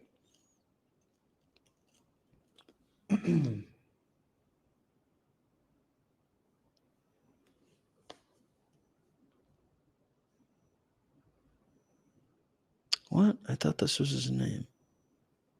Maybe not. Anyways, I would do Saifedean Jimmy Song for boot camps. One's on economics. The other is on coding. And honestly, guys, like, you guys want to know a story about me? When I got out of coding boot camps when I was a teenager, I applied to Coinbase, Kraken. I applied to all these companies, and they didn't hire me. I got rejected. And I just kept working on Bitcoin. I kept finding open source projects to contribute to. I started tweeting and contributing to the conversation, running a node, and I was always scratching my own itch. I was always solving my own problem. And eventually I started an open source project on the Lightning Network. And then eventually I turned it into a company. And then eventually here I am talking to you right now. And my story is just 12 years of proof of work, right? It was never like, I never got a favor from a family member. I never got like that one thing that really flipped the script. It was just every single day I woke up and I was passionate about it, and I was asking questions, and I was curious, and I was Googling. And so that would be my advice, and you'll find your way. I used to be an engineer. Now I'm a CEO, right? Because coding wasn't the most effective way to me to make progress to the change I wanted to see, et cetera, et cetera, et cetera. Anyways, you guys get it. Wow, over 11,000 live concurrent viewers right now. Hello, everybody. That's crazy. What do you think about UTXO size, and how big should you wait to transfer your BTC off an exchange to a cold wallet? It's a good question. I guess it entirely depends on how much you trust the exchange and some personal preference in there. I would say, yeah, and it also kind of depends on how much you're stacking. I don't know, 1 million sats, 10 million sats. I think of it more as a personal preference, to be honest. I mean, what to avoid is, withdrawing 10,000 sats from an exchange, obviously. That's what to avoid and not do. I think more of like what not to do than what to do. Personal preference, in my opinion.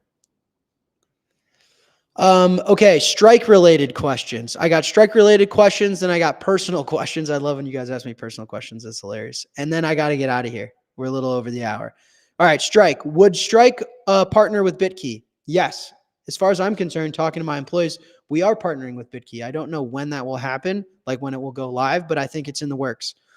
Next question. Would Strike consider creating a P2P marketplace / interface? Potentially in the future. I mean, I've told you guys I want to be the CEO of Strike forever. And so I'm 30. I plan on working on Strike for a very long time. So anything can happen. We care deeply about Bitcoiners. Bitcoiners are my customers. And so whatever Bitcoiners want from us is what we'll build. But I can't say that a P2P marketplace is at the top of our priority list at the moment. Maybe someday, but it's not a near-term priority for us right now. Is Cause the artist for Strike? That's a cool question. No, we have an in-house designer who does all of our stuff in-house. He's so talented. Shout out Tom. Tom is an absolute brilliant designer, brilliant artist. It is not Cause. It is in-house talent. His name is Tom, and he's a beast. Will Strike ever show cost averages, or is that just against the ethos? No, we absolutely will. I think it is coming this quarter to get all sorts of statistics and data on your purchases and your Strike account. I know you guys are really looking forward to that. We get that feature request every single day, and I know the team is working on it. When Bitcoin collateralized loans on Strike? Soon, very soon. When USDC deposits on Strike? That's the first time we've ever been asked for that. We've always gotten Tether requests.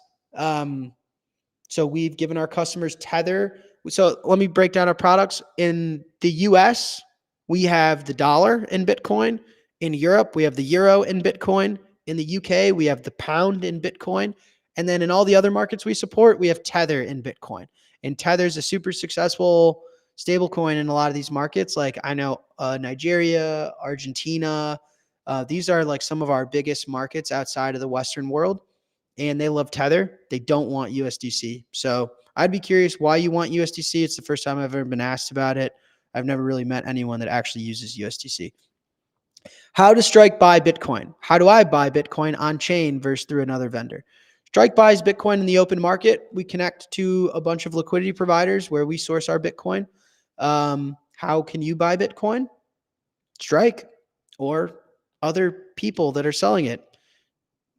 Peer-to-peer, local exchanges, Strike. You can buy Bitcoin a variety of different ways.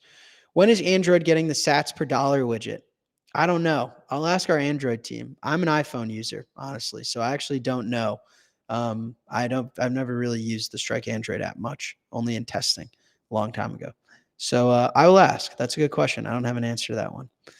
Okay, personal questions. I got 2. When did you get into Bitcoin?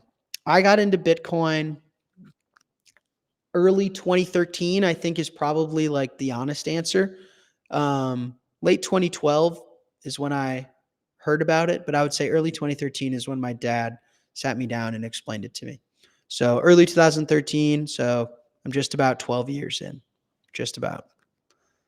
And the last question, will you be at the Bitcoin conference in Vegas in May? I've not publicly announced or said anything about my conference schedule yet, and I'm not going to do it on this show because I think there's all sorts of stuff in the works, and I'm not gonna do that yet. So I'll have more to say about my schedule and stuff later. $dollar bill. I agree. Shout out my dad. Strike is in over 100 countries, believe it or not, over 100 countries. All right, ladies and gentlemen, we're just over 2 hours. I'm going to call it a wrap. Deeply appreciate you guys. Over 11,000 concurrent live viewers. That's crazy. You'll get more guests from me, and we'll do a show every single Monday. We actually have a really big announcement. I think we're going to make it this week, potentially. I'm not sure, though, about the show itself.